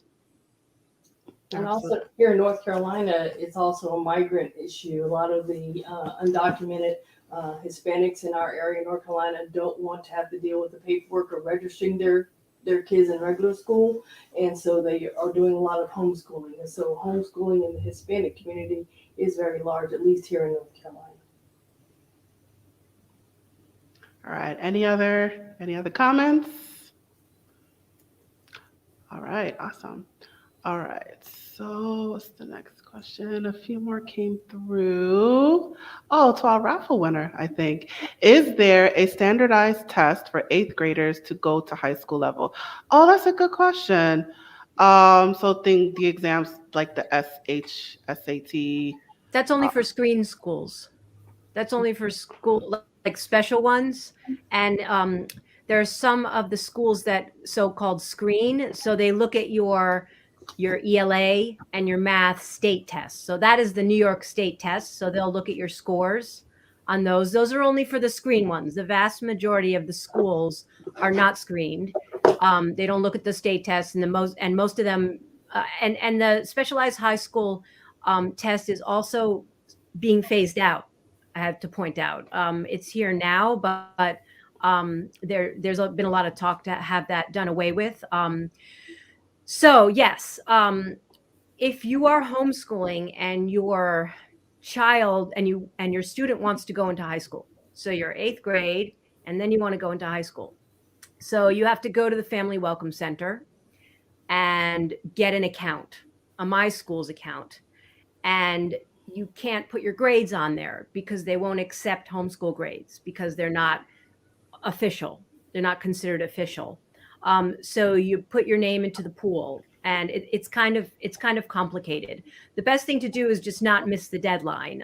So you have to kind of keep your alerts on and check the My Schools site every day and make sure, when the wait lists open, when you're eligible to put your name into the fray.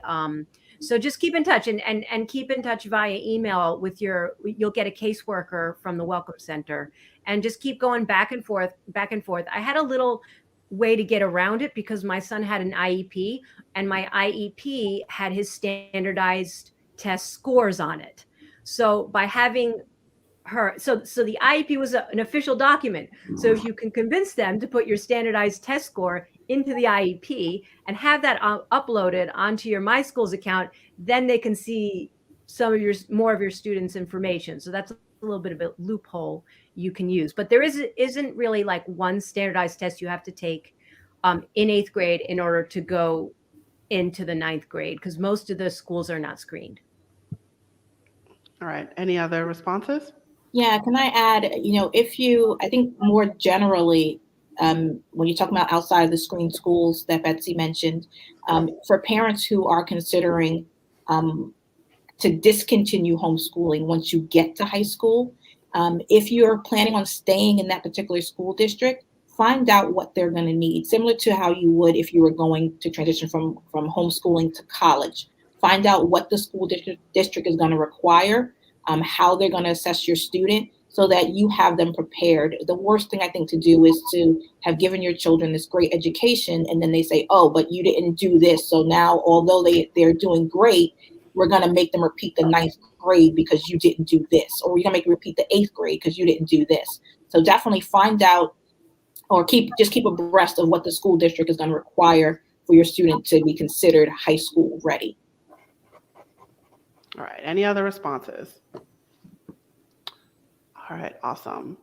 So I'll actually jump in with a question here. So Betsy, you brought up IEP. So a lot of why people homeschool is because parents, their children have learning disabilities, developmental disabilities, or they may have an actual physical injury that prevents them from going into school. So how how does it work in terms of children with disabilities and homeschooling? Can they still access the same, what's the word, accommodations that the school offers? Any of you can answer, but how does it work in terms of IEPs, accommodations, all that jazz? Well, so if you have had an IEP and then you choose to homeschool, you're still eligible for the services. The difference is they're not going to be school-based anymore. Sort of. So that's the qualification. I saw Darren's.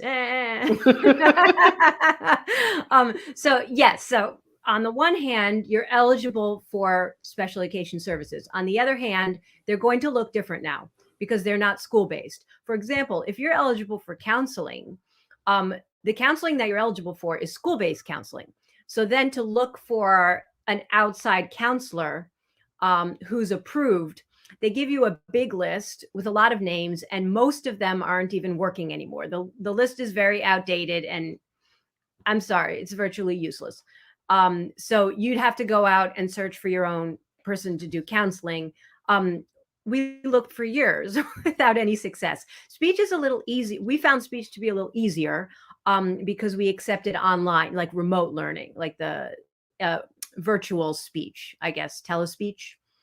I'm sure there are lots of different names for it. So we got speech. It took them a couple of years to catch up and find us, even though they knew even though I was registered legal and proper with the homeschooling office, it just took them a really long time. And then once they did catch up with us, it took a really long time to get meetings together because what happens is the homeschool office and the committee for special education are like right and left hands that don't really know what the other is doing. So when you're in a school and when you're in a conventional school and getting services, you have to advocate for your child. And when you're homeschooling, you also have to advocate for your child. And I would say maybe even more intensively and more regularly. On the other hand, just the fact that you're homeschooling means you can build the accommodations and modifications into your curriculum, which is amazing. I mean, I'll give you one example. We're talking about math curriculum, the subject that can drive a lot of people crazy. So we went through a chapter and we did the assessment. And I was like, okay, he's not going to pass the assessment. No big deal. We're going to do the chapter over again. And it's totally fine. And it's great because now he's feeling like he's really mastering this stuff and it's not a big deal. And he has as much time as he needs. So I think that's my point. Does that kind of answer the question? You are legally eligible. You're probably going to have to work harder and it's going to look different. Instead of an IEP, you'll have an ISP, individualized service plan. It's like you would get in a private school. And that's the case for New York, that you're eligible. A lot of states, the answer to that question is it's up to the local school district, who may or may not be interested in providing any services. They have to do the initial evaluation to determine whether your child's eligible for services. And that one, as Betsy said, is going to take far more time than you think that it should. And in a lot of states, they will do the evaluation. They will say, if your child were to come to our school, they would be eligible for speech, PT, counseling, whatever. But since you're homeschooling, here's a list of people in the area who you might be able to get some from. And like Betsy said, it will be outdated and the school will wash their hands and send you on your way. There's just not a lot of states like New York where the homeschool child has the right to special ed services. There are some, but a lot of them, it's going to be heavy duty negotiation with your local school district, and you're at a disadvantage because you don't have New York's law that says the homeschool student has a right to this. I have a question for you, Darren. Ma'am? Yes. Yes, I'm just a little bit confused because it's supposed to have a national law and special education act and everything. And somehow, for example, I am servicing a parent in Ohio, and it's like it's almost impossible for her to have special education services in that state. So if there's a special education state law in every state nationally, that seems totally against that. And if we have attorneys like yourself and so on, I know that attorneys may not collaborate on those two levels at those two organizations or whatever. I'm just wondering why I haven't heard much talks on things like that. It's state mandated, so your child does have the legal right to be given special education services. That's what, at least that's what I learned in my Right. years teaching. If your child is enrolled in a public school, they have the right to those services. If they are enrolled in a private school, they have the right to some services.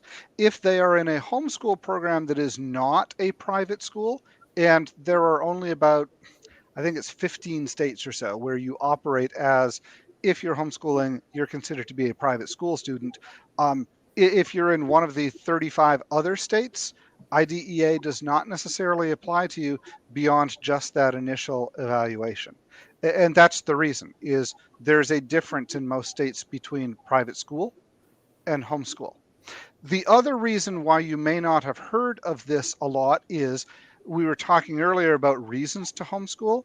A lot of homeschoolers who choose to homeschool, it's because they are tired of fighting the public school for their special education students. And they are out and it's like, shake the dust off my feet. I never want to talk to the CSE again.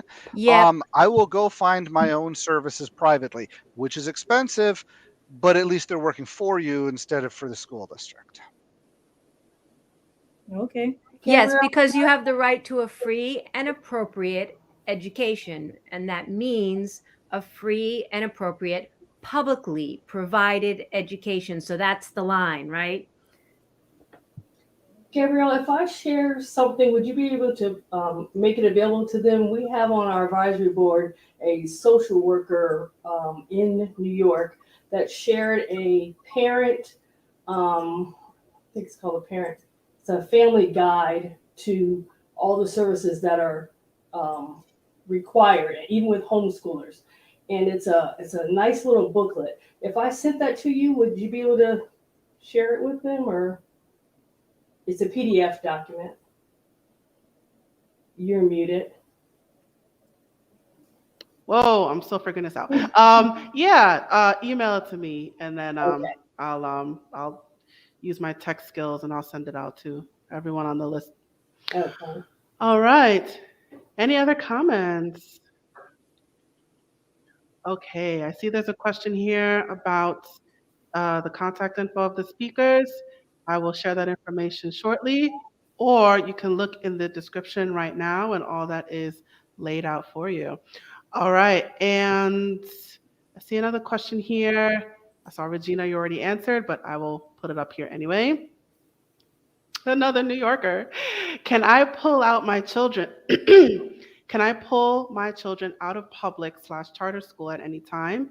If they started homeschooling mid-year, how would the quarterly report work? Would I only submit to and not for New York City? I saw you answered, Regina. Simple But question. Yeah, simple answer is yes. Right. And Maryland, if there's any Maryland people, please make sure you do your quarterly reports. They want to see 3 samples for every subject they said you must teach. And then you can either mail it to them, you can email it, or you can meet with them with Zoom. And they're very serious about it. We had some kids who weren't taking music and art, and we had to add that to their curriculum at a school we worked at last year. So make sure, if you're in Maryland, that you're teaching all the subjects they say that you're supposed to teach. Make sure you're keeping samples, and they can be pictures of projects they finished. If your child takes piano, you can do a video or show a program where they did a recital. Take pictures of their work. And again, you can either mail it, email it, or meet with the state rep on Zoom. But you've got to do that twice a year. And if you miss the end of the year one, they will not promote your child. Part of my job last year was all the state reports for all the kids across the country we had. So I got to learn all the rules, and Maryland, New York kept me the busiest. Okay. Yeah, let's just answer her first question. Yes to both. Yes, you can pull your children out of school, public or private, at any time during the school year. And then, yes, you only have to submit the quarterly reports for the time that you are actually homeschooling. So if they were in school for the first half of the year and they had their first 2 quarters inside the school, you're only reporting the quarters that you are actually homeschooling. Oh, okay.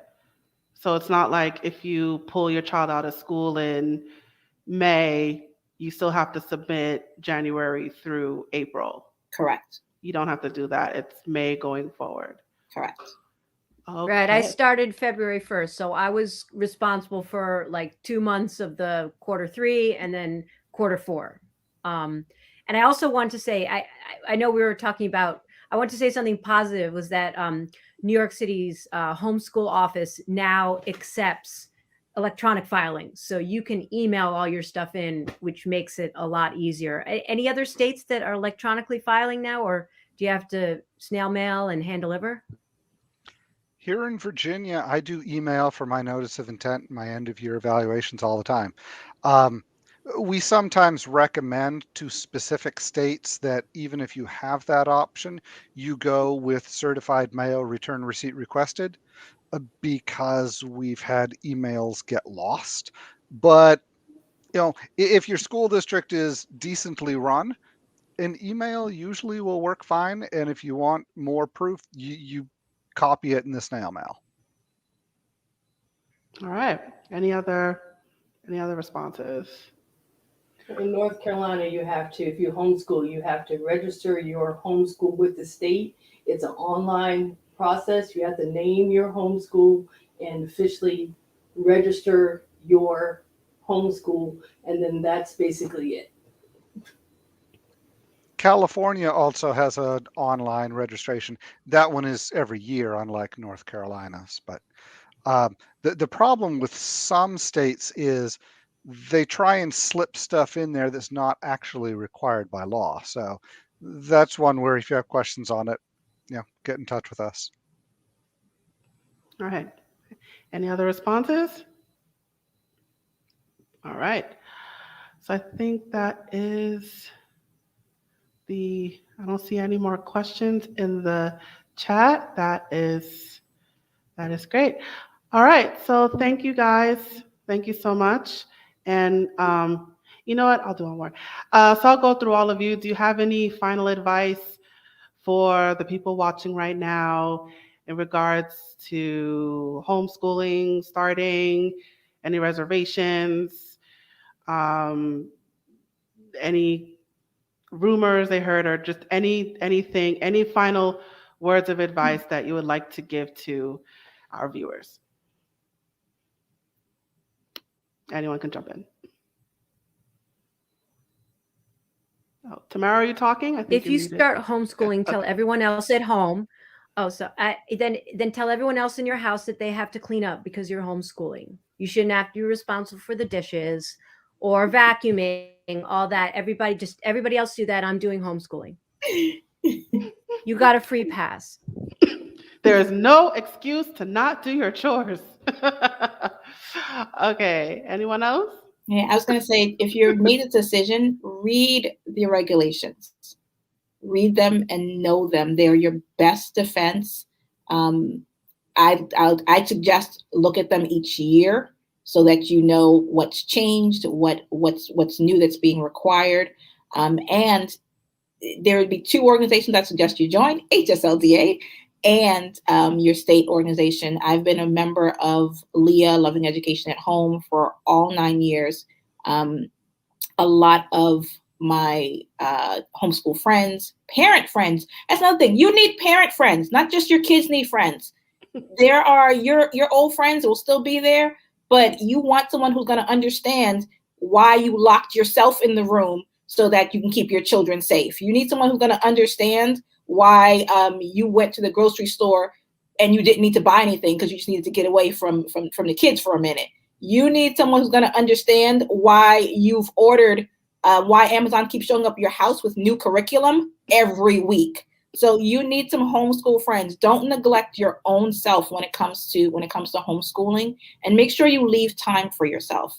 Particularly if you're homeschooling full time, you've kind of made your children and your family your world. You need something that's yours, something that kids don't get to tag along with, something that the husband doesn't come to. Sorry, Darren, or the mom doesn't come to. But you need something that keeps you. So consider that as well. I would say if you haven't tried homeschooling, give it a try.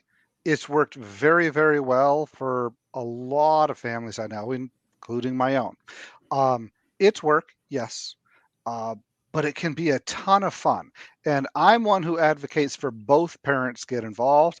I think that's a great way to do a homeschool program, is when both parents are involved. Because anytime you have a marriage or a relationship like that, both people have good aspects that they can put toward it. And so one parent's class is going to look different from another parent's class, and that's good. And I would add, don't be afraid to ask for help or to get help. Homeschooling can be overwhelming for any parent, regardless of the child's age. There are a lot of supplemental programs out there that can be utilized. You know, you don't ever have to say, well, I don't know how to do this, and throw your hands in the air and just kind of skip over it. So the community, as Tamara talked about, is important. Having a support group, but also making sure that you as a family have support for you and the children that are being homeschooled in your household. Okay, I have something to say about socialization. Now, what everybody keeps saying, oh, the children need to be socialized and they need to be interact. That is very true. But always remember, there are some children that love homeschooling because they do not have to interact with the rest of the school children. So that's something to think about too. You have children that are all different. So that's something to remember. It doesn't have to always be socialization. Is your child really needing that? Or are they trying to move away from it? Just something to add in, because I'm hearing a lot about that. And I was never social in school. And I would have loved to be homeschooled. That's my little addition there. So thanks everybody for attending. And Regina, you're the last. My piece of advice is enjoy, enjoy, enjoy, enjoy. Take pictures, take videos, enjoy. The time flies by. My little boys are now grown men with little boys of their own. So enjoy. I only had the chance to homeschool our middle child for a year, and I'm homeschooling or helping homeschool my grandchildren right now. And I love the time when we do Spanish or reading or do our biology, and they are 8 and 10, and I love it and I treasure it. So just enjoy, enjoy. And as Tamara said, and my mother would say, be good to yourself. Be good to yourself. Awesome. All right, that's it for the Q&A session. Thank you guys so much. So I'm going to put you guys backstage again, and I will bring you out one at a time for the shout outs. All right, so we are nearing the end of our program. So I want to give each speaker an opportunity to promote their businesses and organizations since they volunteered to partake in this panel today. And I encourage all of you to call them, email them, follow them on social media. Definitely look out for them. So the first one is going to be Danielle Miller, which again, she couldn't be here, but she sent her shout out via video. So I'm just going to put up her contact information here as I look for the video. So that's her contact information there if you want to reach out to her. And I'm going to play her promo right now. My name is Danielle Miller. I am the owner of Doula Loop Birth Services. I am a certified lactation counselor and a birth and postpartum doula. Often I get asked, what the heck is a doula? A doula is a support person for the mother during labor and after baby. So what I do is I essentially mother the mother throughout the whole labor process until baby is born. And after baby is born, I help take care of that mom and make sure she feels supported and she's in a comfortable place, whether it be with feeding her baby or learning how to care for her baby or learning how to care for herself with a new baby. And so feel free to reach out, Doula Loop Birth Services on Facebook and The Breast Advice on Instagram. Thanks so much.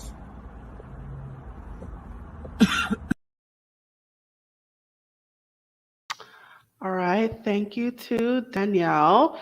So I'm going to go in order of appearance. So Tamara is next. Let me just get up her banner first. Okay, so Tamara, you can give your shout out. Thank you all for attending and staying with us this evening. You can find my book that I co-authored with a number of other homeschool moms, African-American Families and Why We Homeschool. You can also, if you're in the New York area, particularly around Westchester County, you can take a look at our Westchester Homeschoolers Facebook group. We are a growing group. We're a very eclectic group. We homeschool using different philosophies. We've got different age children, and there's a lot going on there. So if you're looking for a community, please take a look at that. And speaking of community, I am also a director and area representative for Classical Conversations. I handle all the communities on the eastern side of New York, so from New York City all the way up to the Canadian border, east of the Hudson River. And I also run a workshop on how to plan some really great field trips. Don't just study at home with the books. Bring that book to life with a field trip. And really, I teach parents how to make it interactive so that it's not just someplace you went, but it was someplace they actually went to learn. And so I'm excited for this journey with you, and feel free to reach out.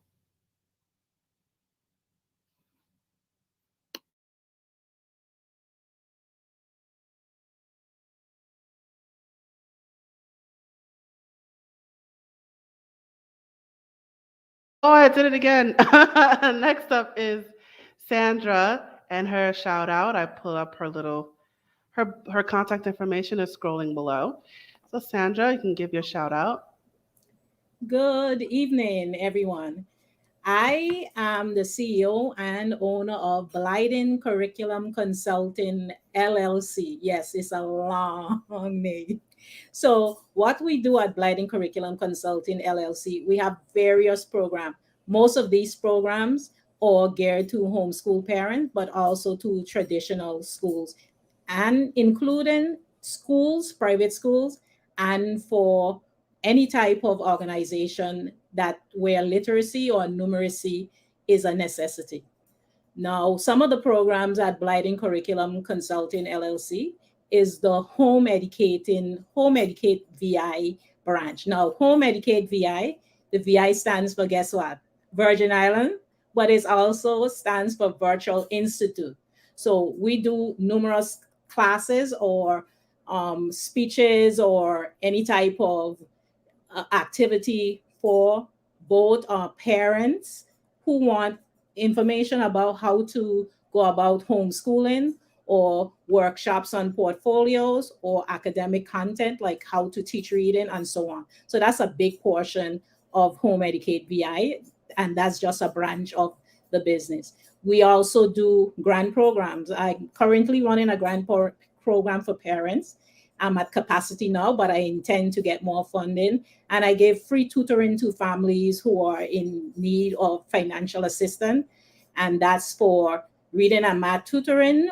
They can also get homeschool support, help with curriculum purchases, and so on. So that's one thing that I really want to push for my program. In addition, I have a new program called Homeschool Level Up, and I get to create my own school.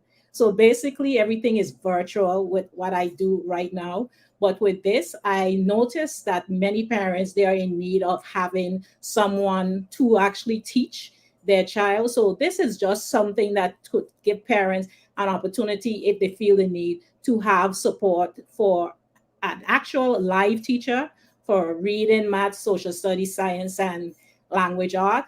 And that's coming up in December. So I hope I can have some more participants. And that's for only grades 3 and 5 for now. And there are other programs that I do. I also do virtual online classes just to teach reading, in addition to tutorial services. So find out more about Blyden Curriculum Consulting LLC. We have a very cute website, and I'm sure you'll have fun interacting on there. And once again, thanks for attending. Thank you, Sandra. All right, take off her hair. So next shout out is Darren Jones. Let me pull up his little thing here. And Darren, please shout out your organization. Okay. Well, it's actually already been shouted out a few times tonight by other people, so I feel like I'm just coming along behind. Homeschool Legal Defense Association is a nonprofit. We're located in Virginia, and we've been defending homeschool rights since 1983. I'll talk about just a couple things that we do that I think make it worth supporting. Number one, of course, is we defend homeschool families who get into legal trouble with their local school district, usually because the school district is asking for things that it isn't entitled to get. So that's a big part of our job. But there's a whole bunch of other stuff that we do too. We have a huge staff of educational consultants here. If you're a member of HSLDA, you can call in and talk about what curriculum should I use with my kindergartner, or how do I set up a high school plan getting my child ready to go to the military, or I have a special needs child, I need advice on that. I've actually used them a number of times when my kids got into high school and I wanted to try some different curriculum. I sent along a request and actually got a nice conversation with several of them. We also have a charitable arm, and that's the one that I'll end with. HSLDA Compassion provides money to homeschool families who are in financial need. It might be, for example, that their homeschool books were lost in a hurricane or through their house burning down. And we have provided thousands of dollars to homeschoolers across the country where a parent has died and now they're on a reduced income. And so we help them buy homeschool curriculum. We've made deals with homeschool publishers that we can get discounts on homeschool curriculum for those families, for example. So HSLDA does a lot. We work with the state organizations to keep track of legislation that would make it easier or harder to homeschool in those states. And so, like someone else said, I always recommend join HSLDA, join your state organization. And that's a great way to support the homeschool movement in general. Thank you so much for that. All right, next shout out, Tiffany Sams and Regina Johnson. Let's get the little thing up here. Okay, Regina, and let me get Tiffany. There we go. Ladies, so go ahead and shout out your school.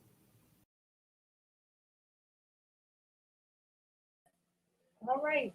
Regina, you're muted, and now Regina has the floor. Regina, you're muted.